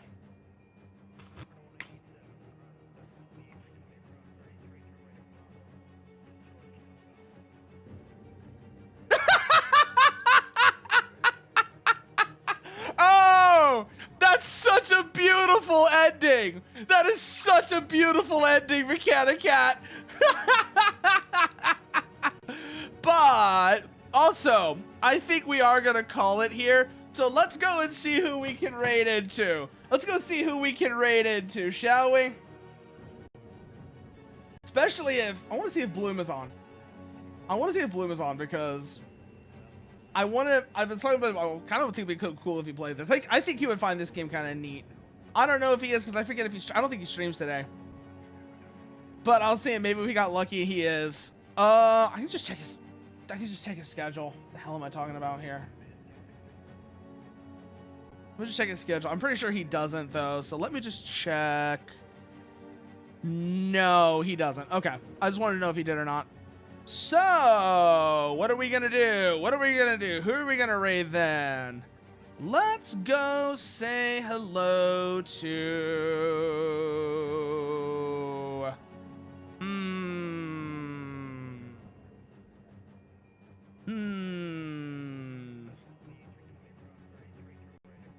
Who all is on right now? Who all is on right now? Syraxis is on. A lot of people are playing Repo. I can't get into Repo.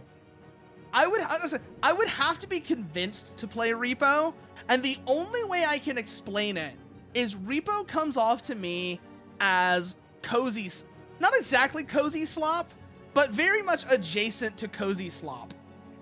And it's entirely because of the cutesy character designs. It is entirely because of the cutesy character designs.